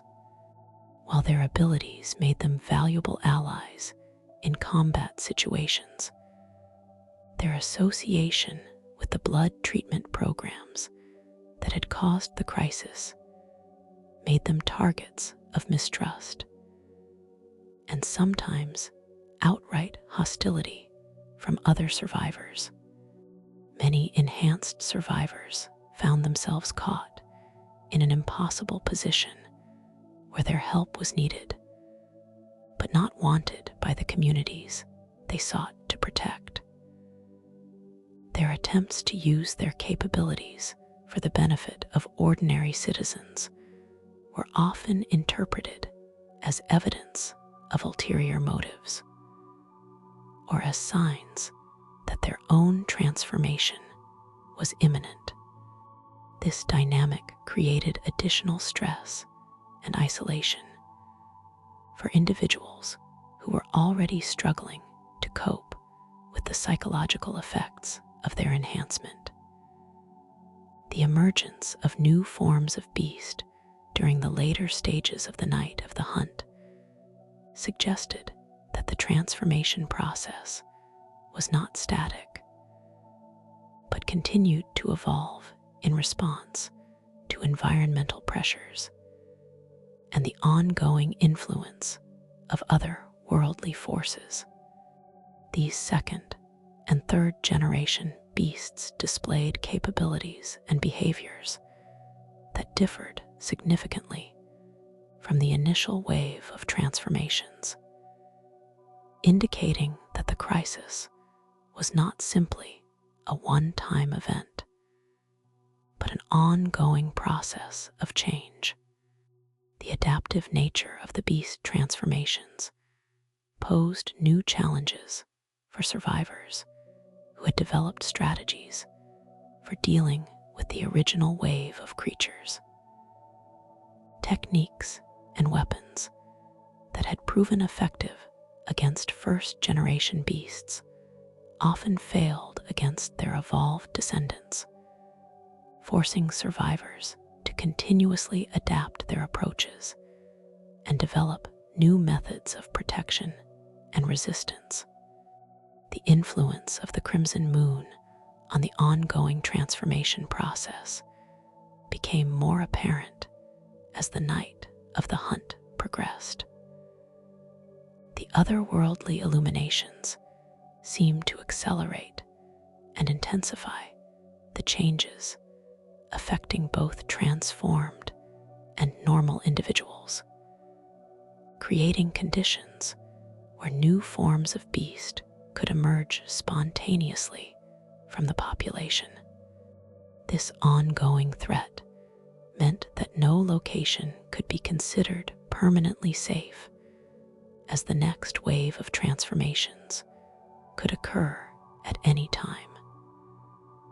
The psychological pressure of living under constant threat of transformation created forms of paranoia and social breakdown that sometimes proved as dangerous as the beasts themselves. Survivors began to view any change in behavior or appearance as evidence of impending transformation, leading to preemptive violence against individuals who pose no actual threat. The fear of transformation became a transformative force in itself, changing human behavior in ways that were often indistinguishable from the beast-like savagery that people were trying to avoid. Chapter 11. The Great Ones Revealed. As the night of the hunt reached its crescendo, and the veils between dimensions grew thin, the true architects of Yharnam's transformation finally revealed themselves to human perception.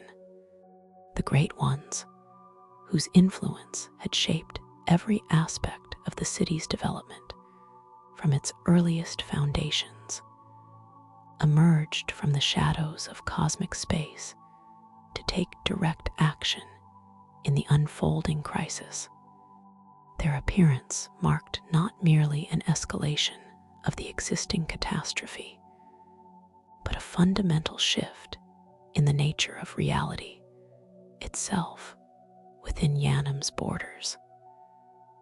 The manifestation of Amidala throughout the city represented the most visible evidence of otherworldly intervention in human affairs. These massive creatures, which had previously existed at the edges of human perception, became fully visible to anyone who looked upon them. Their presence on cathedral roofs, bridge supports, and other prominent locations created an immediate sense of cosmic surveillance that fundamentally altered the psychological landscape of the city.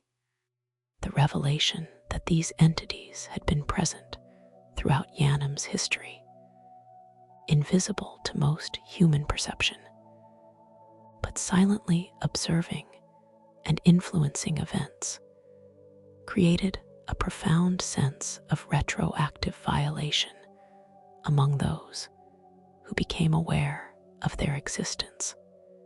The realization that every moment of apparent privacy and autonomy had been conducted under otherworldly observation challenged fundamental assumptions about human agency and independence. The behavior of the Amidala during the night of the hunt was notably restrained compared to their obvious capabilities. Rather than actively participating in the violence and chaos, they seemed to serve primarily as observers and occasional interveners when specific conditions were met. This restraint suggested that their interest in human affairs was guided by purposes that transcended simple predation or destruction. The emergence of Rome, the vacuous spider, as a key figure in maintaining the barriers between dimensions, provided crucial insight into the complex relationships that existed among the great ones themselves. Rome's sacrifice of her human consciousness to serve as a cosmic gatekeeper revealed that the otherworldly entities were not unified in their approach to humanity, but represented different factions with competing interests and priorities. The role that Ram played in concealing the true nature of Yharnam's situation from its inhabitants was both protective and manipulative, shielding ordinary citizens from cosmic truths that would have driven them to madness, while also preventing them from making informed decisions about their own fate.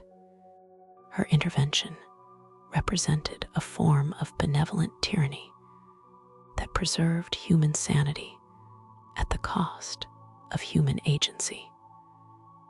The removal of Rome's protective influence during the night of the hunt created a cascade of revelations that exposed the full extent of otherworldly manipulation in human affairs. The appearance of the crimson moon, the manifestation of previously hidden entities, and the acceleration of transformation processes all resulted from the collapse of the barriers that Ram had maintained through her cosmic vigil. The revelation of the moon presence as the ultimate authority behind the hunter's dream exposed the true nature of the hunter organization and its relationship to cosmic forces. The realization that enhanced hunters had been serving not human institutions, but other worldly entities challenged everything that the church and workshop had taught about the purpose and meaning of hunter activities. The moon presence's interest in humanity appeared to be both protective and exploitative, seeking to preserve human civilization while also harvesting the unique forms of consciousness and experience that human suffering could provide. This dual nature made it difficult for even enhanced individuals to determine whether cosmic intervention was ultimately beneficial or harmful to human welfare. The emergence of MGO's wetness and the revelation of the cosmic infant's plight provided insight into the reproductive strategies and family dynamics of the Great Ones. The discovery that these entities could bear children, but struggled to sustain them, challenged assumptions about their nature and capabilities, while revealing vulnerabilities that could potentially be exploited. The significance of human involvement in Great One reproduction became apparent through the connection between MGO's fate and the various human factions that had sought to exploit or protect the cosmic infant.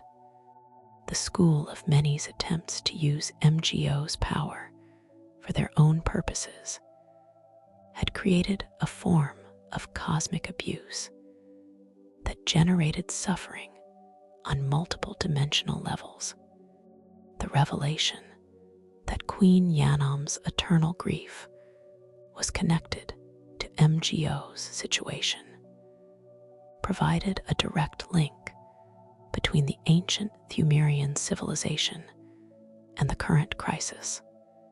The realization that the city's entire history had been shaped by one mother's search for her lost child added a tragic human dimension to what had seemed like purely cosmic conflicts.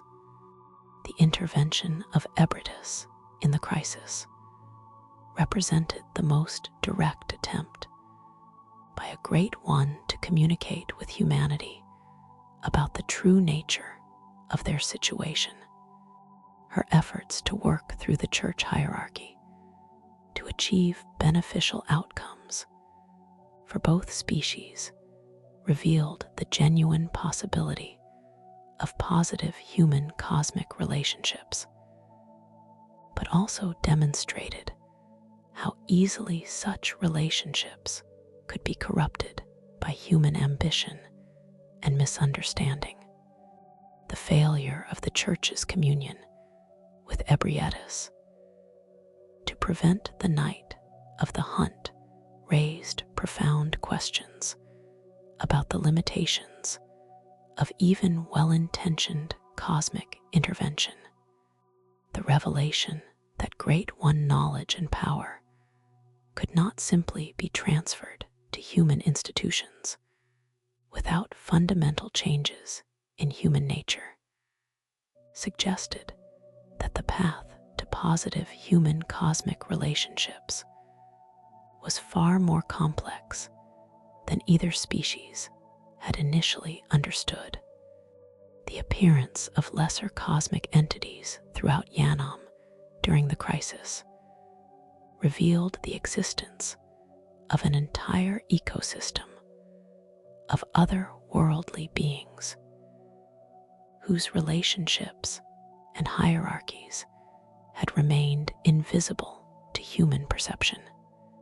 The discovery that humanity had been living within a cosmic community without being aware of it challenged basic assumptions about human independence and the nature of reality itself. The varied responses of different Great Ones to the human crisis reflected the diversity of perspectives and interests that existed within their community.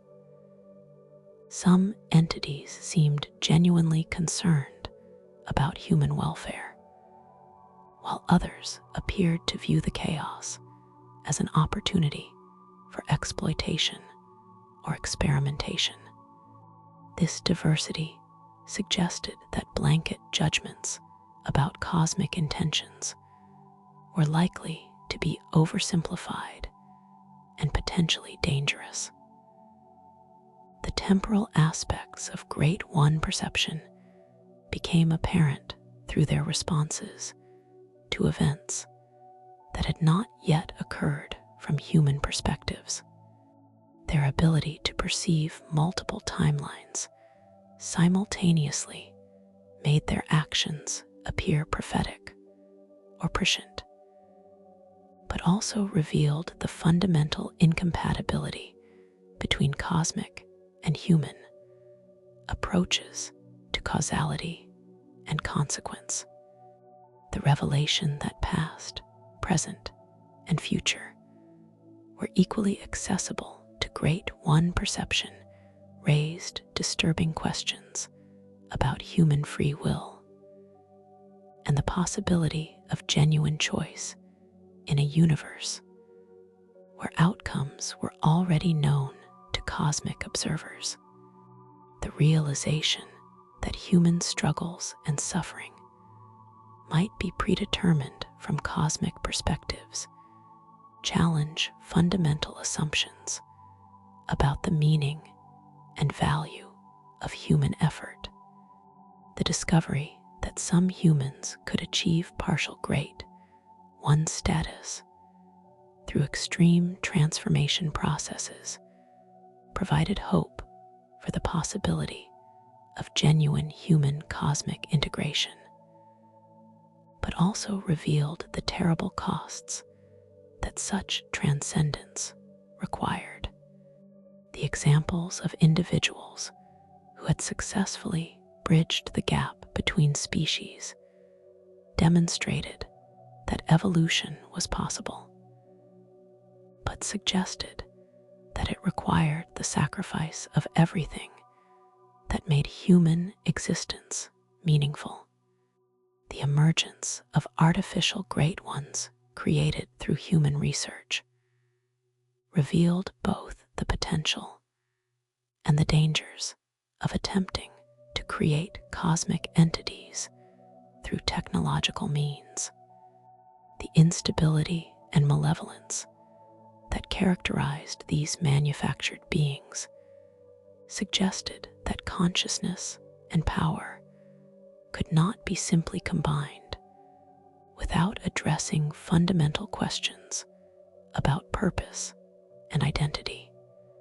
The relationship between cosmic entities and the various nightmare realms that had emerged around Yharnam revealed the existence of entire dimensions that existed primarily to process and contain the psychological waste products of human cosmic interaction. These nightmare spaces served as repositories for experiences and knowledge that were too dangerous for normal reality to contain. But their existence created new forms of threat and opportunity.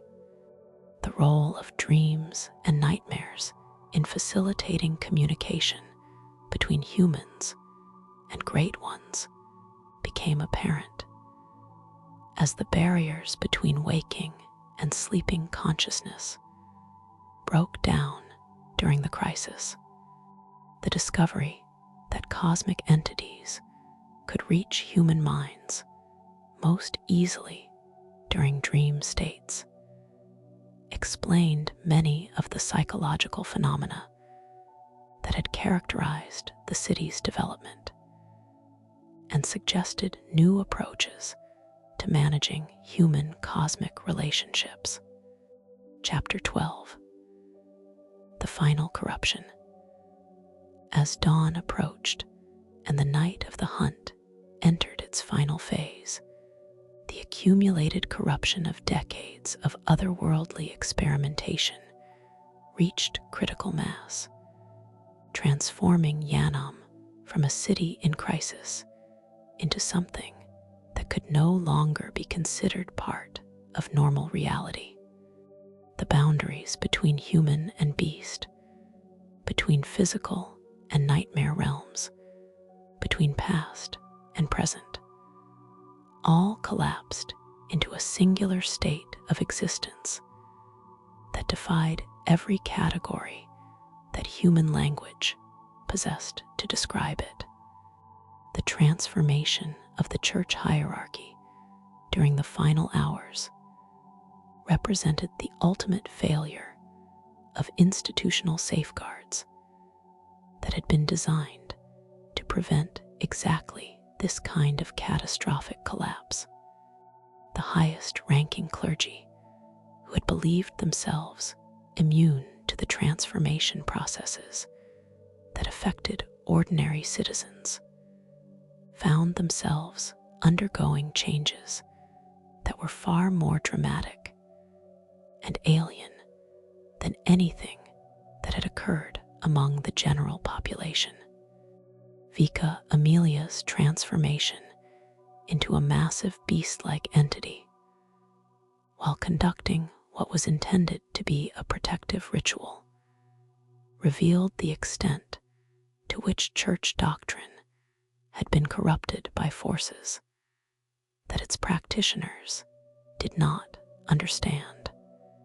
Her final sermon delivered as her human form dissolved into something unrecognizable, represented the last coherent statement of church theology before the organization ceased to exist as a human institution. The collapse of the church's medical facilities and blood treatment programs created a cascade of secondary disasters, as individuals who depended on regular blood therapy were suddenly cut off from the substances that had been sustaining their enhanced capabilities. The withdrawal symptoms experienced by blood-dependent citizens often proved as dangerous as the original transformation process, creating new forms of threat that required different survival strategies. The emergence of the one reborn in the heart of Yharnam represented the culmination of the School of Mensis' research into artificial Great One creation. This grotesque entity, assembled from the corpses of Yharnam citizens and animated through cosmic ritual, embodied everything that was wrong with humanity's approach to otherworldly power. Its presence created a zone of reality distortion that made normal survival impossible for any human who approached it. The revelation that ordinary citizens had been used as raw materials for the One Reborn's construction provided the final evidence of how completely the pursuit of cosmic power had corrupted human values.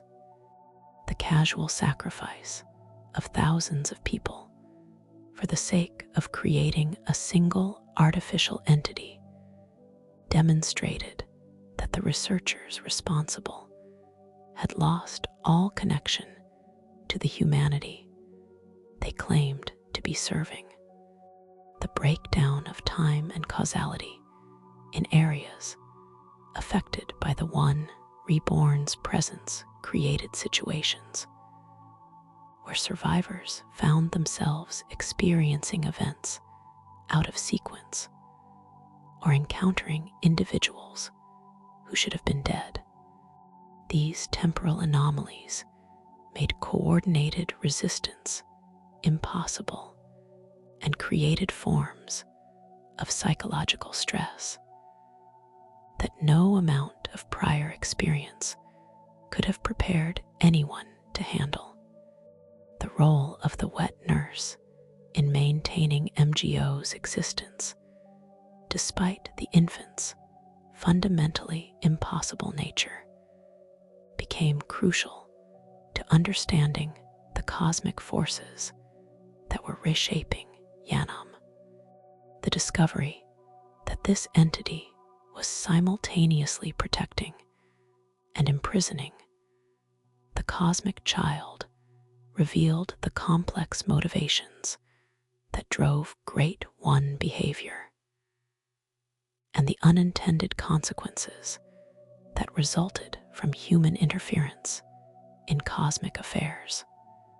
The connection between MGO's cries and the acceleration of transformation processes throughout the city became apparent as the infant's distress reached levels that could no longer be contained within nightmare dimensions. The psychic energy generated by a cosmic child's suffering proved to be a catalyst that could trigger massive changes in physical reality, demonstrating the interconnectedness between emotional states and material conditions in an otherworld-influenced environment. The attempts by various survivor groups to silence MGO's cries through different approaches revealed the fundamental disagreements that existed about the proper relationship between humanity and cosmic forces. Some believed that the infant should be comforted and protected, while others argued that its elimination was necessary for human survival. These competing approaches led to conflicts that further fragmented the remaining human population. The revelation that Queen Yharnam's presence throughout the crisis had been motivated by her search for MGO provided a tragic context for many of the supernatural phenomena that survivors had encountered. Her appearances at crucial moments had been attempts to influence events in ways that might restore her child to her. But her alien nature made her interventions often counterproductive from human perspectives. The discovery that multiple timelines existed simultaneously within Yharnam's altered reality created situations where different versions of the same individuals could be encountered in various states of transformation or death.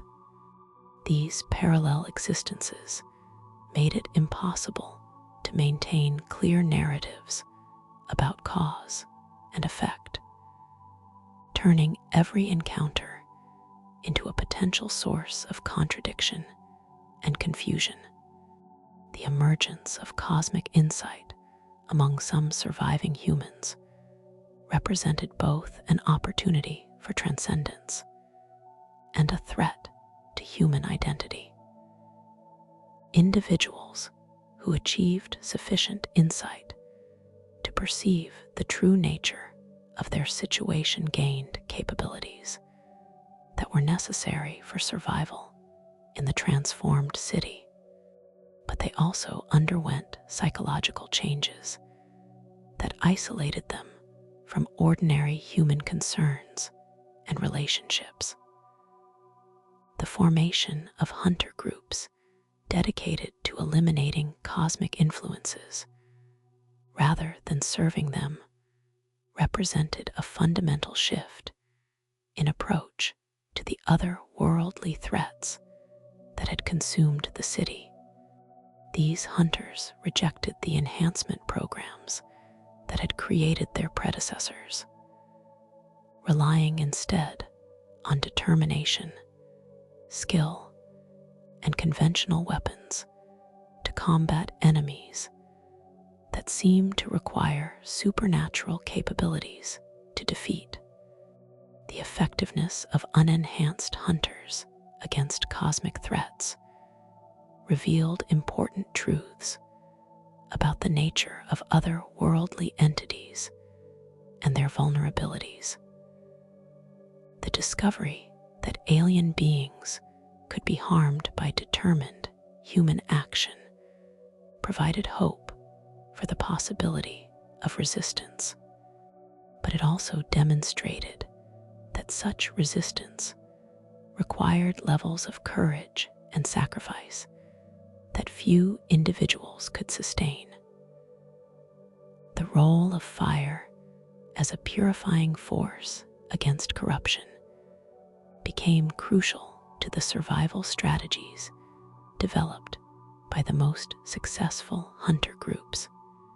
The discovery that flames could destroy other worldly influences that were immune to other forms of attack provided a practical tool for combating cosmic corruption. But it also required the destruction of everything that had been touched by alien influence.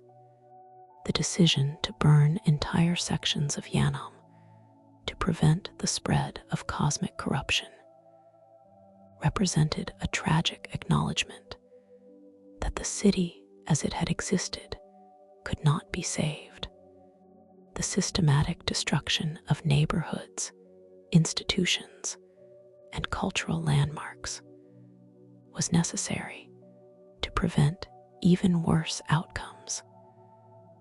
But it also eliminated most traces of the civilization that had originally made Yharnam worth defending. The psychological impact of deliberately destroying their own city was severe for the survivors who participated in these purification campaigns. The realization that salvation required the elimination of everything they had originally sought to protect created forms of moral injury that affected even the most psychologically resilient individuals. The emergence of new forms of life from the ashes of burned districts suggested that cosmic influence could not be completely eliminated, but only transformed into different expressions. The creatures that arose from purified areas were often less immediately threatening than their predecessors, but they also represented irreversible changes in the fundamental nature of reality within Yharnam's borders. The adaptation of human survivors to existence in a permanently altered environment required the development of new social structures, survival techniques, and psychological coping mechanisms that had no precedent in human history. The communities that emerged from the night of the hunt were recognizably human, but operated according to principles that reflected their awareness of cosmic threats and opportunities.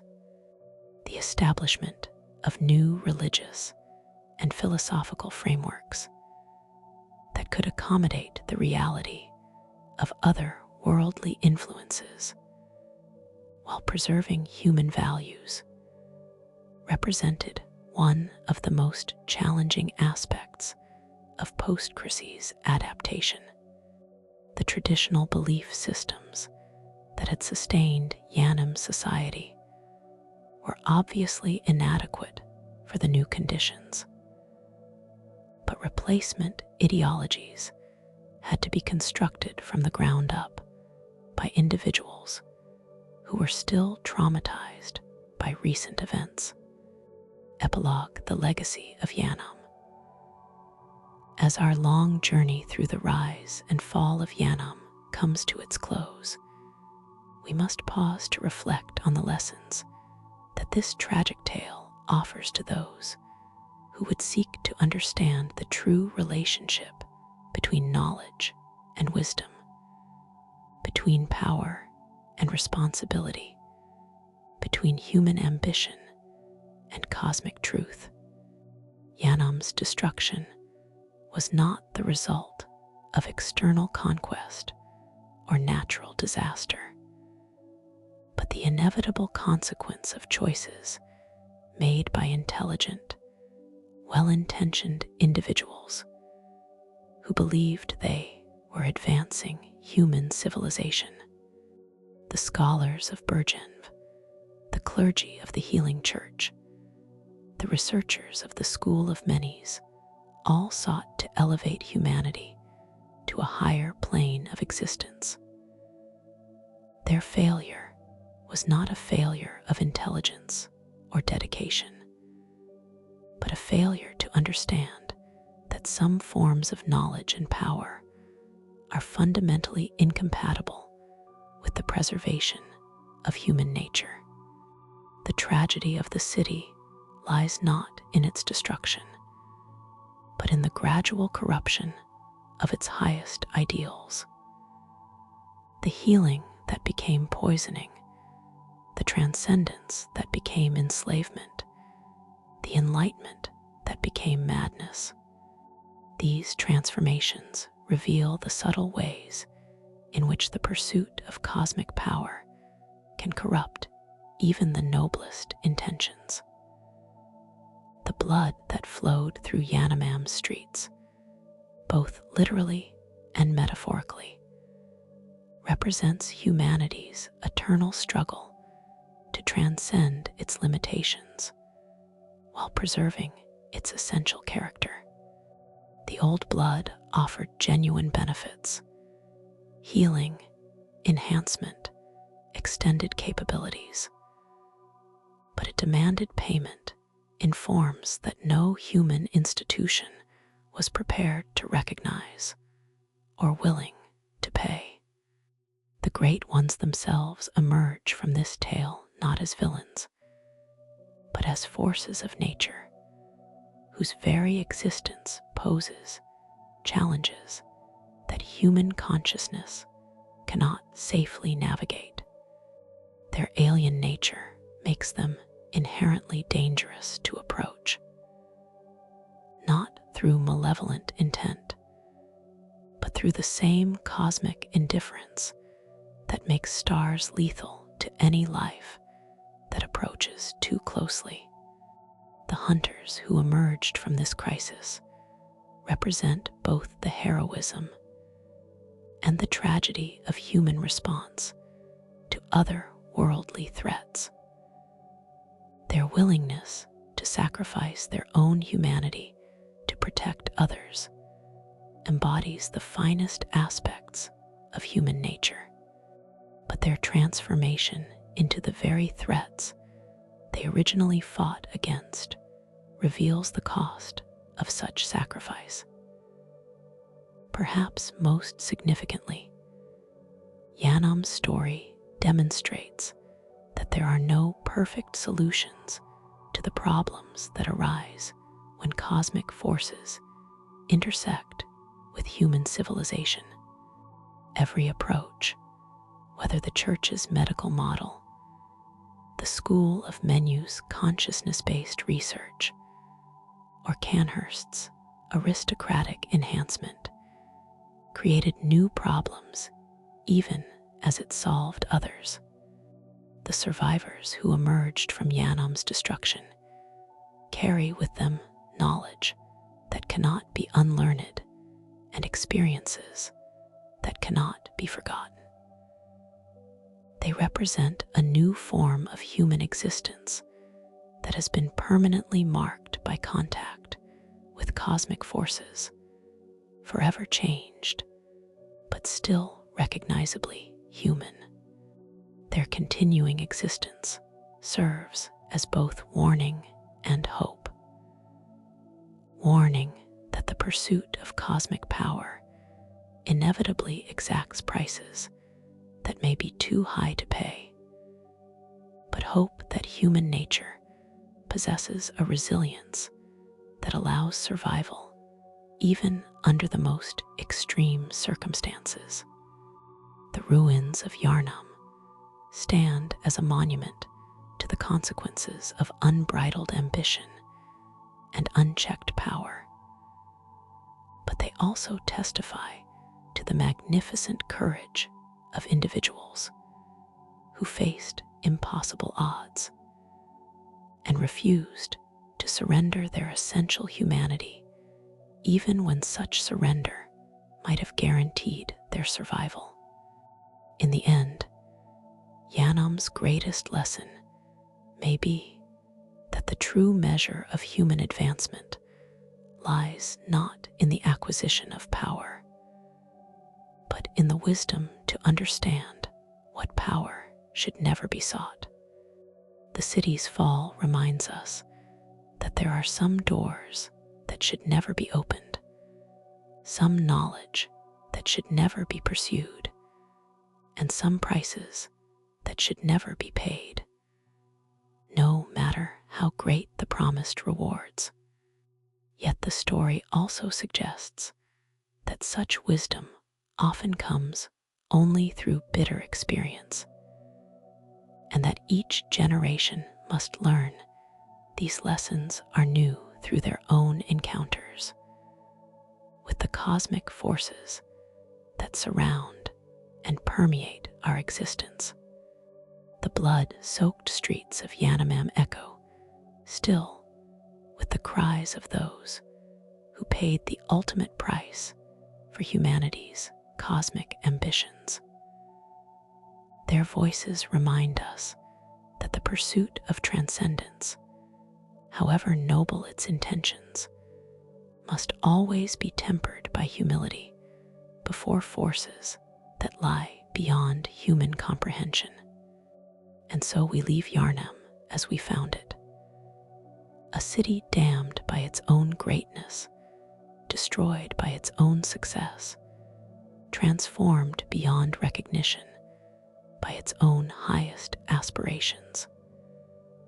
Its story serves as both cautionary tale and inspiration, reminding us that the greatest achievements and the greatest catastrophes often spring from the same source. The magnificent, terrible, unstoppable human drive to reach beyond our grasp towards stars that may burn away everything we touch.